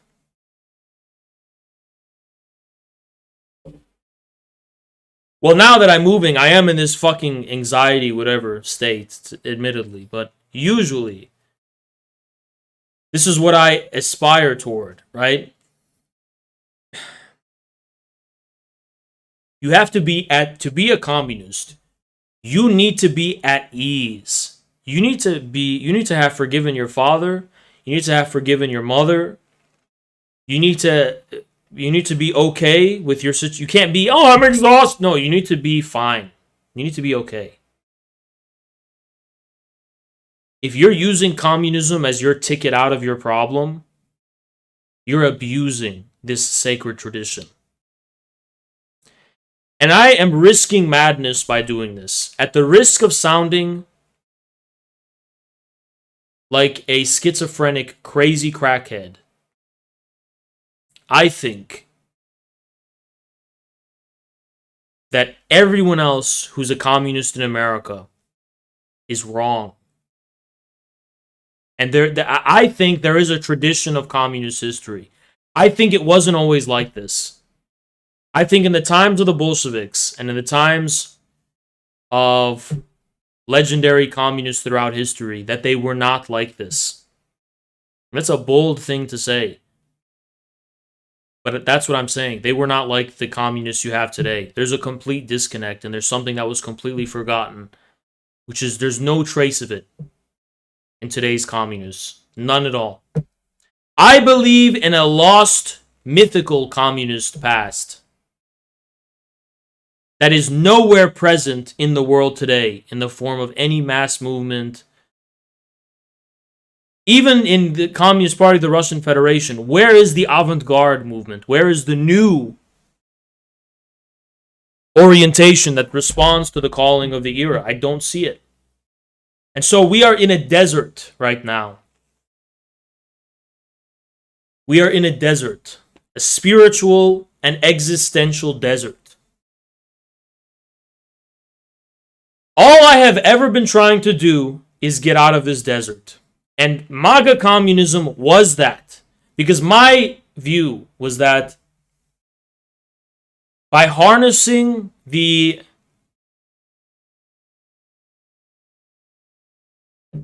what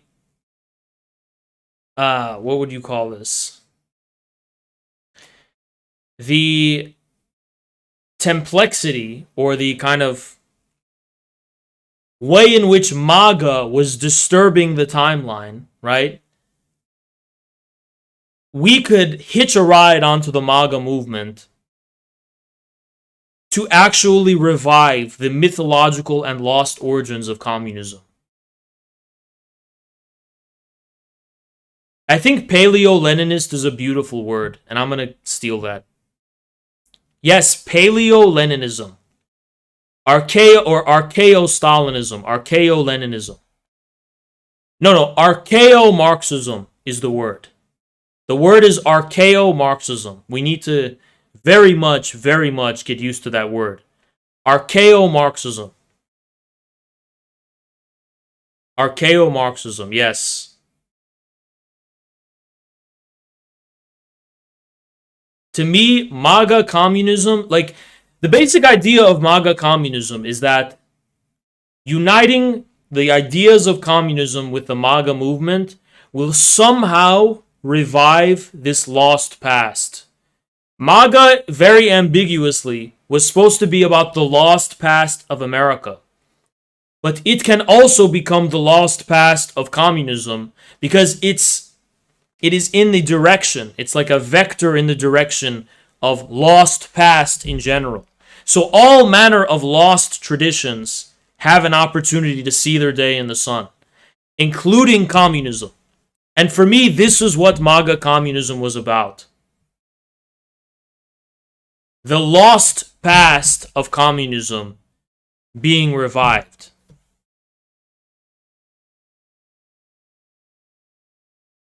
Make communism great again.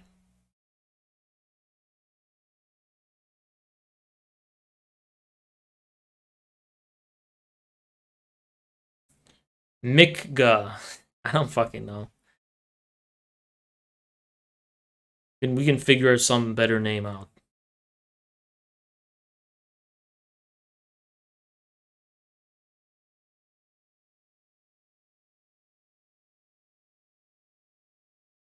Mikga.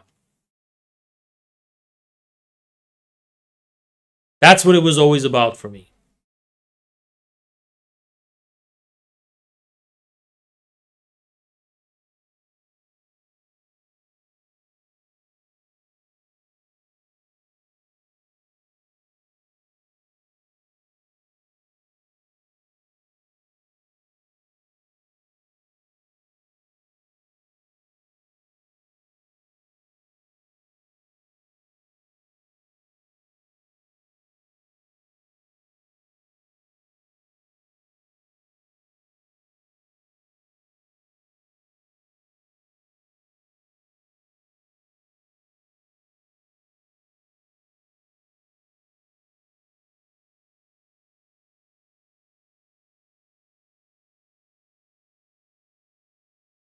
Modernity is like this endless refresh button. Refresh, refresh, refresh, refresh.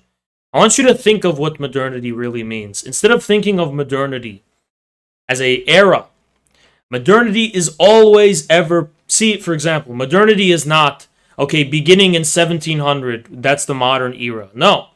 Modernity is a refresh button. Constant, constant, constant refresh. Constantly refreshing, right? Constant liquidation. Constantly trying to reset the slate and reset the timeline. To me, the significance of Marxism, at least at the level of time, at the level of modernity, is that while this refreshing... Thank you so much, Voidburn. Reminds me of the old streams where you repeatedly made the case that in the past, MLs were cutting edge, able to have great foresight. Just as there is an acceleration into the future, so too does the past deepen. Precisely. Precisely. Thank you so much, Voidburn. Appreciate you so much. Yeah, modernity is every Monday. That's a good way of putting it, actually. Believe it or not. Constant refresh. But the significance of Marxism is that even while you're refreshing, you're still seeing the same thing. So Marxism is this red pill that allows you to remember. It feels like there was a real timeline we're trying to get back to. My grandfather on the shores of Normandy was fighting for a communist America. I have to go back in time and bring it to him. Thank you so much, Soapbox. That's precisely that. It's a real timeline, yes, not a hypothetical one. It's precisely it. So the significance of Marxism, as far as this constant refreshing is concerned, is actually quite simple.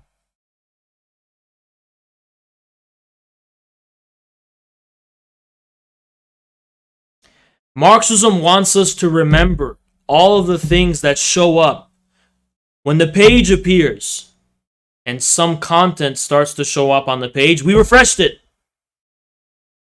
And then it shows up again, and we refreshed it. And then Marxism stopped, and it said, wait a second, there's something on this page. There's something here. You know the movie Groundhog Day, where someone relives the same day over and over again? All Marxism is the red pill that says, you were already here. Here's why this day keeps repeating. Because this is what matters about this day. There's a symptom, there's a problem that results in this day constantly getting refreshed. And by being able to remember that problem, you can actually see tomorrow come to pass.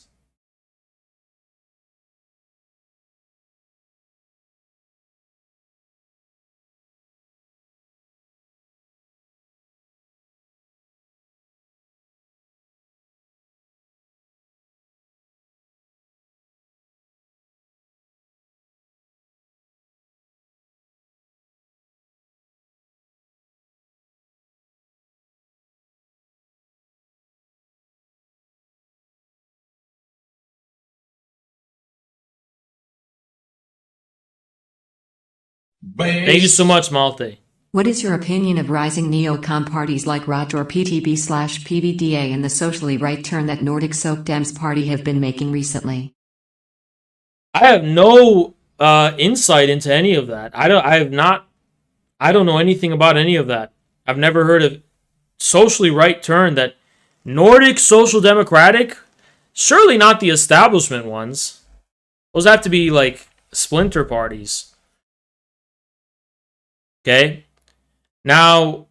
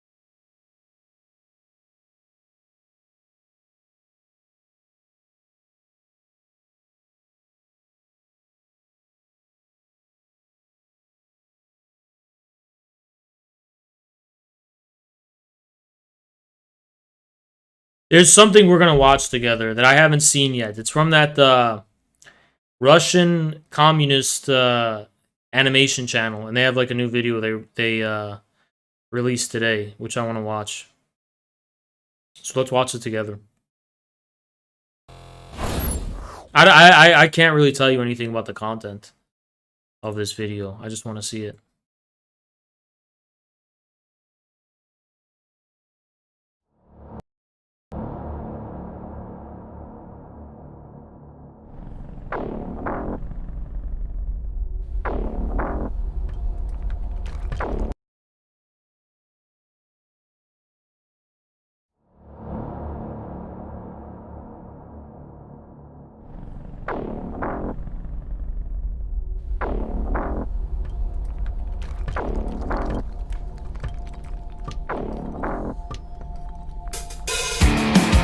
Заплати тем этим, чтобы жить на белом свете.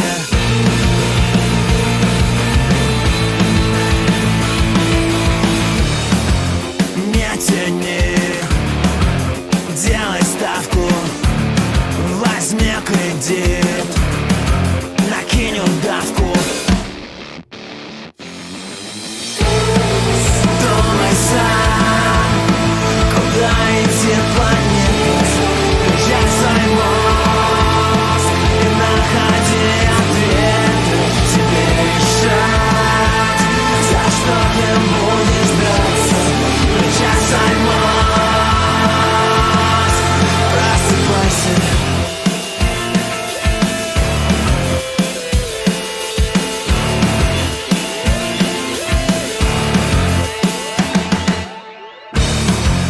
Даже смерть имеет ценник.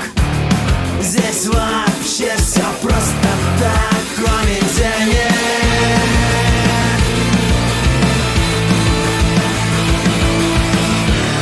Что-то мочит биомасса, не разобрать золотого унитаза. Думай сам, куда идти по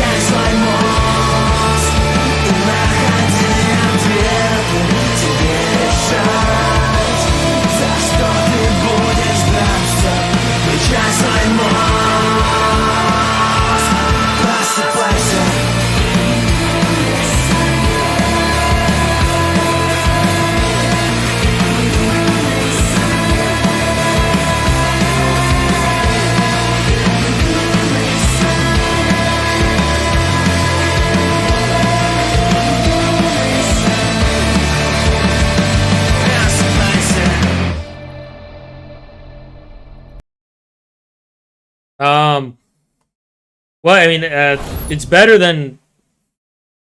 It's obviously better than Western communistic aesthetics. Not horrible, but watch the highlights. No, hold on, give me a second. But I have to make a small criticism, or at least an observation. Did you notice they had those glasses? How come you don't have those glasses in classical Marxism? The glasses of false consciousness, which in this animation go far beyond the bounds of traditional Marxist conception of false consciousness. Like a completely Gnostic view that you're being brainwashed about reality entirely because of your lack of investment in this specific political ideology. This reflects probably, and most clearly, the problem of Western communism. It pretends to have a class analysis and traditional Marxist application of class analysis to reality, but it cannot really coherently make sense of this question of consciousness with the glasses. Like, what are the things that make reality intelligible, coherent, and meaningful to people? What does it mean to engage in a critique of ideology? Do you just take the glasses off and you're in reality? Unfortunately, it's not that simple. Slavoj Žižek is correct. Truth has the structure of a fiction. So you're always wearing glasses. You can't just take them off. Because it's not just Kantian's transcendental horizon that makes reality intelligible, because that's just belonging to the realm of conceptual reason.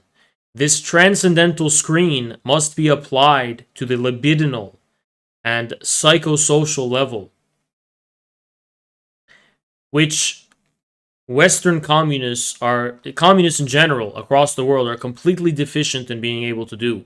I'm going to actually make an observation, a friendly and comradely criticism, even of many Chinese communists, the youth wing of the Communist Party in China, which I am following somewhat marginally. But I will make to them a comradely criticism. I will also do this to the Russian communists. My comradely criticism is that, speaking in terms of the critique of ideology, there is a deficiency in the ability to possess a Marxist understanding of the psychosocial and libidinal forces that people invest. Oh my God. Thank you so much, Donovan. Appreciate you. Holy fuck. Thank you so much for the 50. There's a strong deficiency in the ability to understand the question of how can there be an objective reality in the age of social media and in the age of the internet, in the age of mass popular culture, more importantly. How can you reconcile the difference between ideological duty and the enjoyment of mass culture? Now, not to critique the Chinese communists for this, they have a different culture, but in the youth wing of the Communist Party of China, one of their mascots is like an anime girl.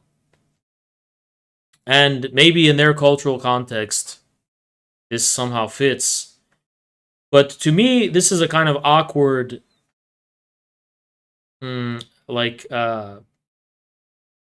inability to distinguish the things that people enjoy psychologically and the impersonal political duty that is established at an institutional level or even an ethical level for a communist.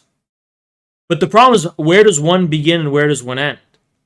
Communism has to somehow be made sexy, but it can't be, because it's not sexy, you know? So my advice to the Russian and Chinese communist comrades take it. I'm just speaking as someone who has. You can say I'm a scholar, right? My scholarly advice is to try and search for the meaning of communism in the sublime. What are the sublime origins of the Communist Party? Because the encounter with it at the phenomenal level is also sublime.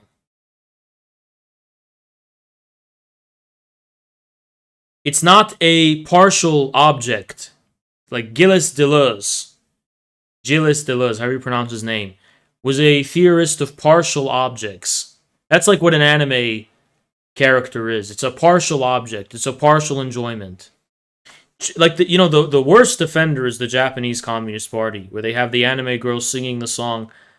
I'll show it to you if you want to. If anyone has unwell feelings, please see a therapist and log out of the stream right now, because this may strongly aggravate your feelings of self dissatisfaction. I don't know how much I could say on YouTube, but if you're near any harmful or dangerous objects, please step away and exit the stream. Okay, but I know you guys are familiar with this.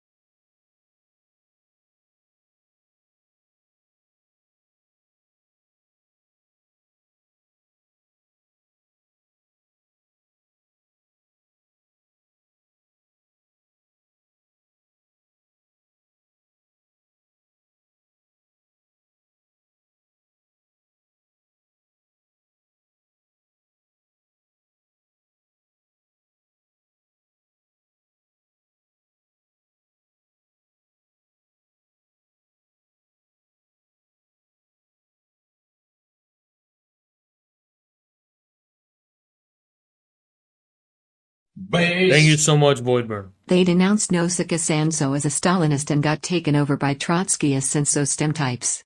Many such cases. Thank you so much, Voidburn. I didn't know that. But in any case,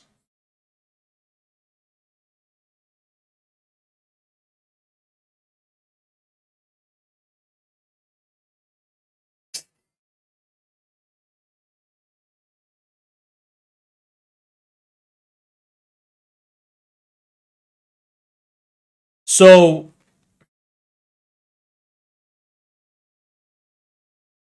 what's the problem?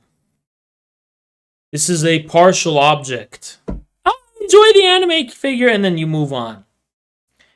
There needs to be a reset, a re-encounter with the sublime origins of communist belief and communist ideology.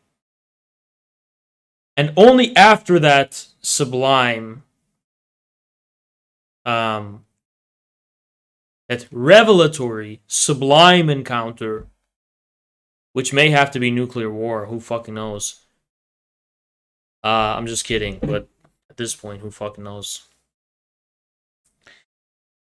Only then will it be possible to have a correct aesthetic.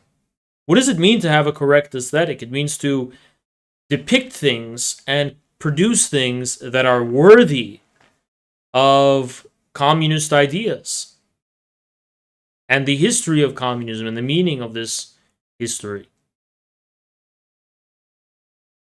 Why did the socialist realists understand this? Why did they produce... I'll give you an example, okay? I'll give you an example. So, what overall aesthetic and view of the world leads people to produce the following differences?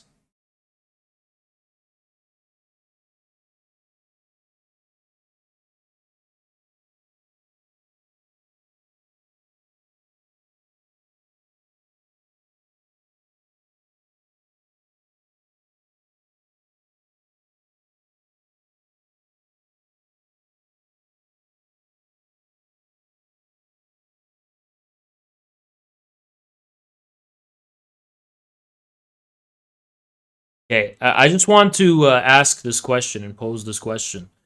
So this, you have to think about the understanding of being and the world to produce this kind of work of art.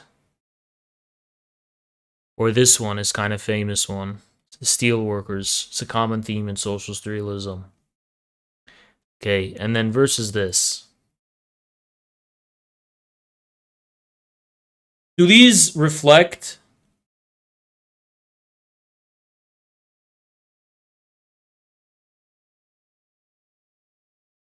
different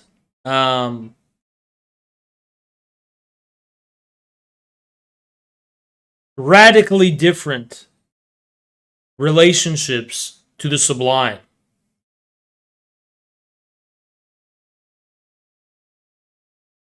How are these part of the same history, is my question. How is this part of the same history as this? Where in this do you find anything like this? You see? Where in any of this do you find even the smallest trace of this aesthetic and this worldview?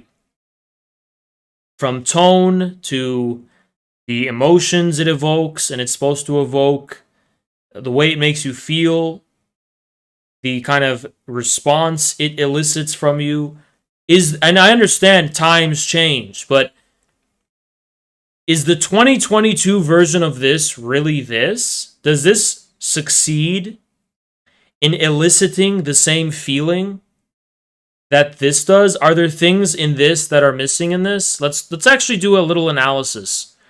Art criticism, a mediocre one.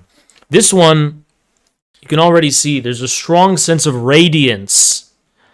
The color grading, the tone, it's a strong sense of radiance. And although there's kind of a sense of optimism, there's also a sense of groundedness. This person's wearing a traditional hat. She's wearing something traditional. He's wearing something traditional. These are ordinary men and women, but this is masculine dominated in terms of its the people in it. And then the feminine element, because there always has to be a combination of both in every work of art, is relegated to this kind of collectivity, This kind of working for the motherland, right? Or some kind of socialist community.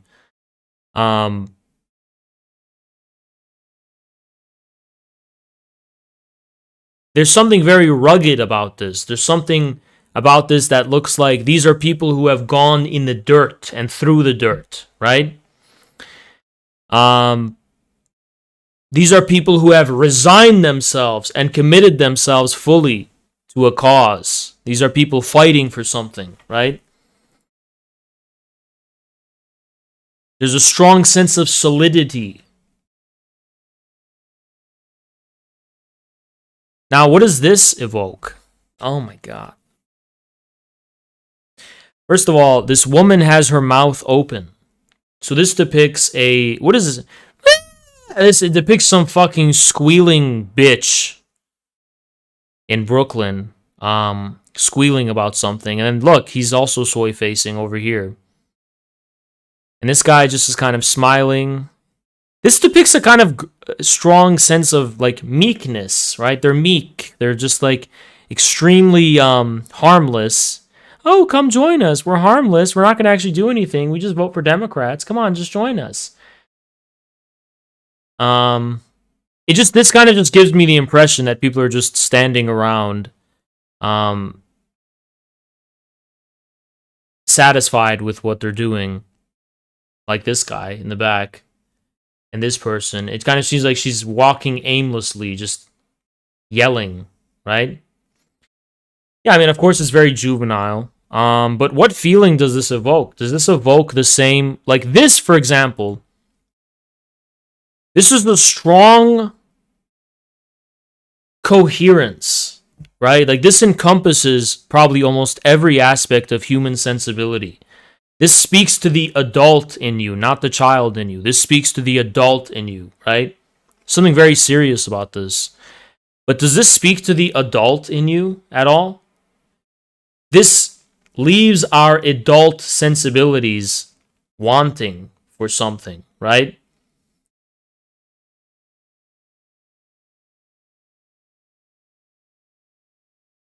This does not exhaust sublimity. It doesn't exhaust the sublime in the way that this does. This looks like a definite incarnation of the sublime, right?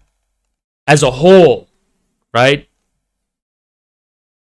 This does not. This just seems unserious, fundamentally unserious.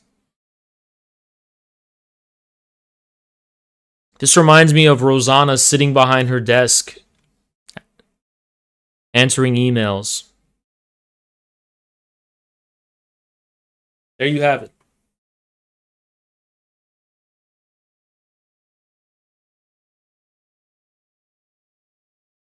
There is definitely something missing. And this is just a random photo I just chose from Google. But you can look at any photo from the socialist realist era of any communist country. I promise you, you will not find this anywhere to be found. You will not. There is no aesthetic commensurability. They don't belong to the same lineage. It doesn't seem like they belong to the same tradition at all. I'm not just saying because they're different styles and different formats. Obviously, that evolves and changes. But in terms of the message they're sending, they don't look related at all. At least these are supposed to both be communists, right? But how? This does not seem like it is exhausting the meaning of communism on a historical level, right?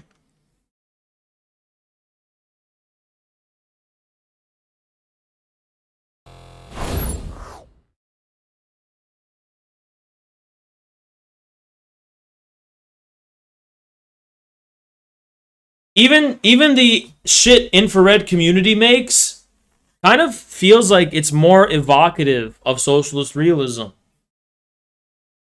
Right? Even if they're just memes and they're just like for shits and giggles. Someone wants to debate me in VC about what?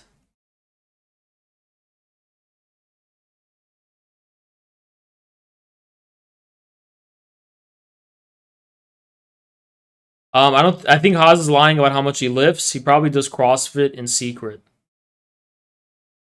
Yeah, I'm just okay. I don't really feel like debating about that.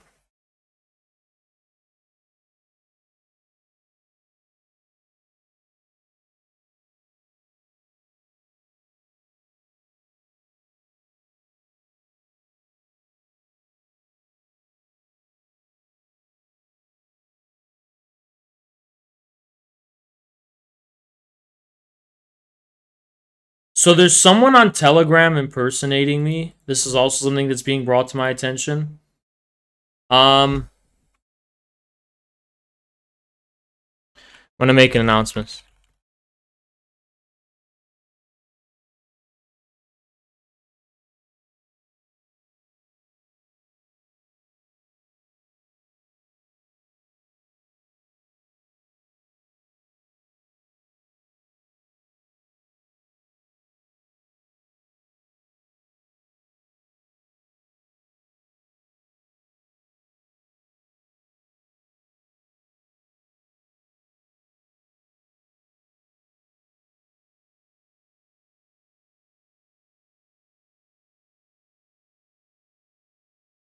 I'm putting it on Discord. I'm also gonna share this in the Telegram as well.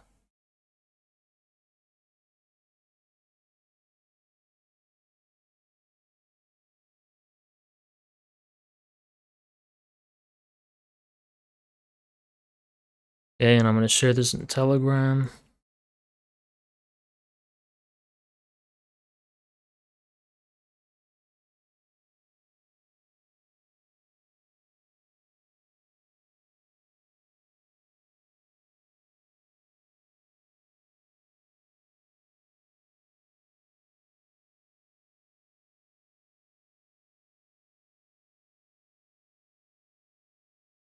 Okay.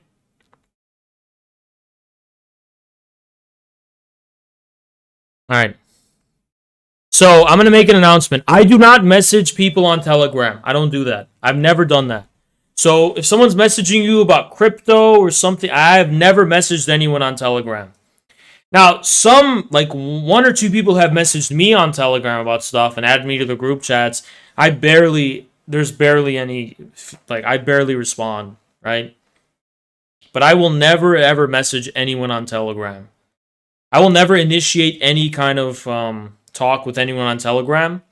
And before you think you're speaking to me on Telegram, make sure to verify it by pinging me in the Discord or messaging me on Discord or sending me an email to confirm that it's me. Because if you don't get a confirmation that it's me, it's not me, right?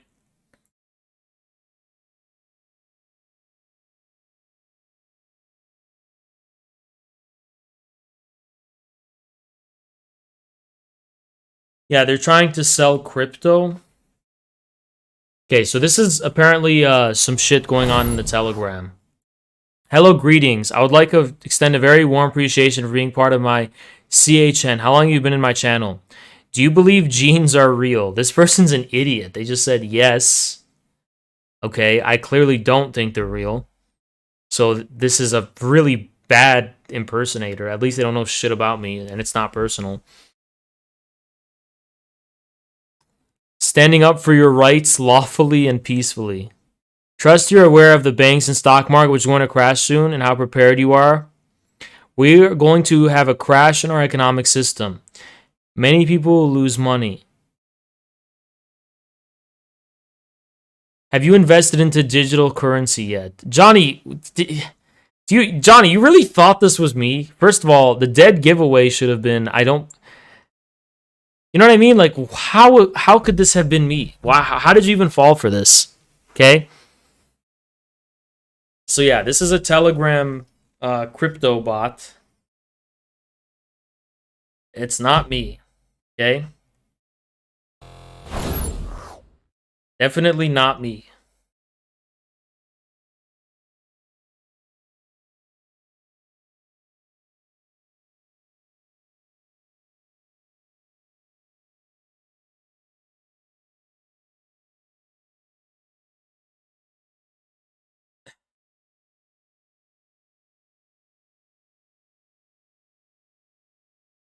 That is definitely not me and has nothing to do with me.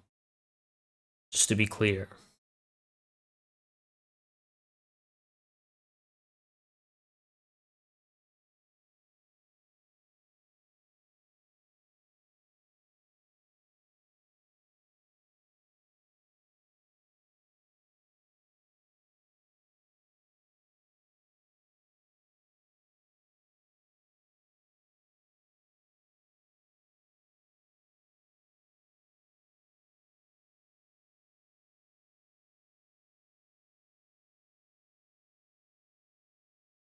I feel as though there were other things I wanted to attend to today.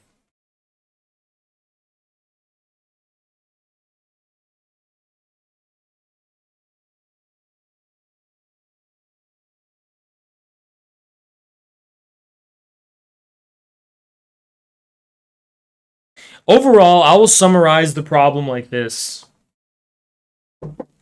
The international crisis gripping international communism appears to relate to the question of the sublime origins of the party institution, insofar as this institution is taken for granted and is not mediated in the form of a sublime encounter between the individual and it.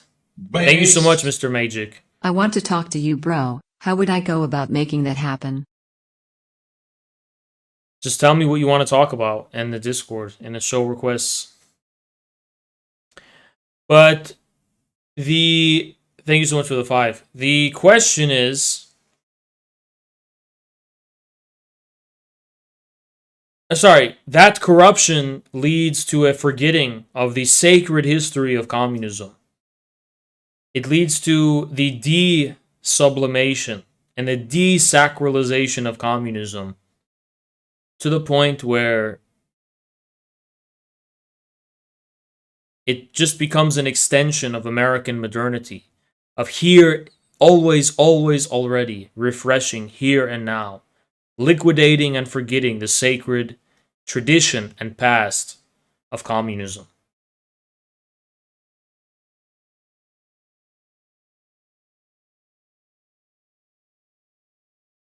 The point is not so much to establish a sacred history of communism through a singular institution like a equivalent to the Catholic Church, but rather to recall and remember the way in which communism participated in the story of civilizations, Russian and Chinese, reviving their past and their traditions by way of their positive content. The tradition of communism only has meaning in relation to the way in which it has unleashed and tapped into the substantive traditions of various different peoples, civilizations, and histories.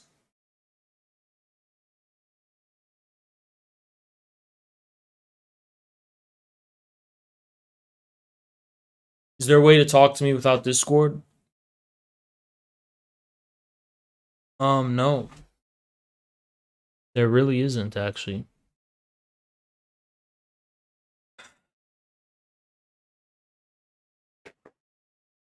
In any case, I streamed earlier than usual today, which was at 10. So tomorrow, I'm going to kind of drip feed it. Maybe tomorrow will be at 8, hopefully 6. Possibly 8. Everything. I want to talk as a normie, uneducated about everything, getting some tips.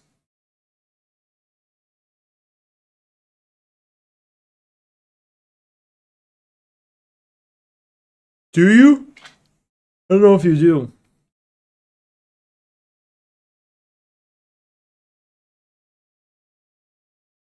Anyway, guys, I'm going to continue to struggle to go live earlier.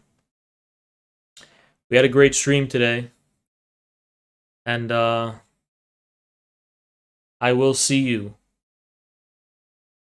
tomorrow. Earlier. And one last thing. There's one thing I really appreciate from that Japanese Communist Party video. Now that I think of it. There's one thing I really love and appreciate about it. And that is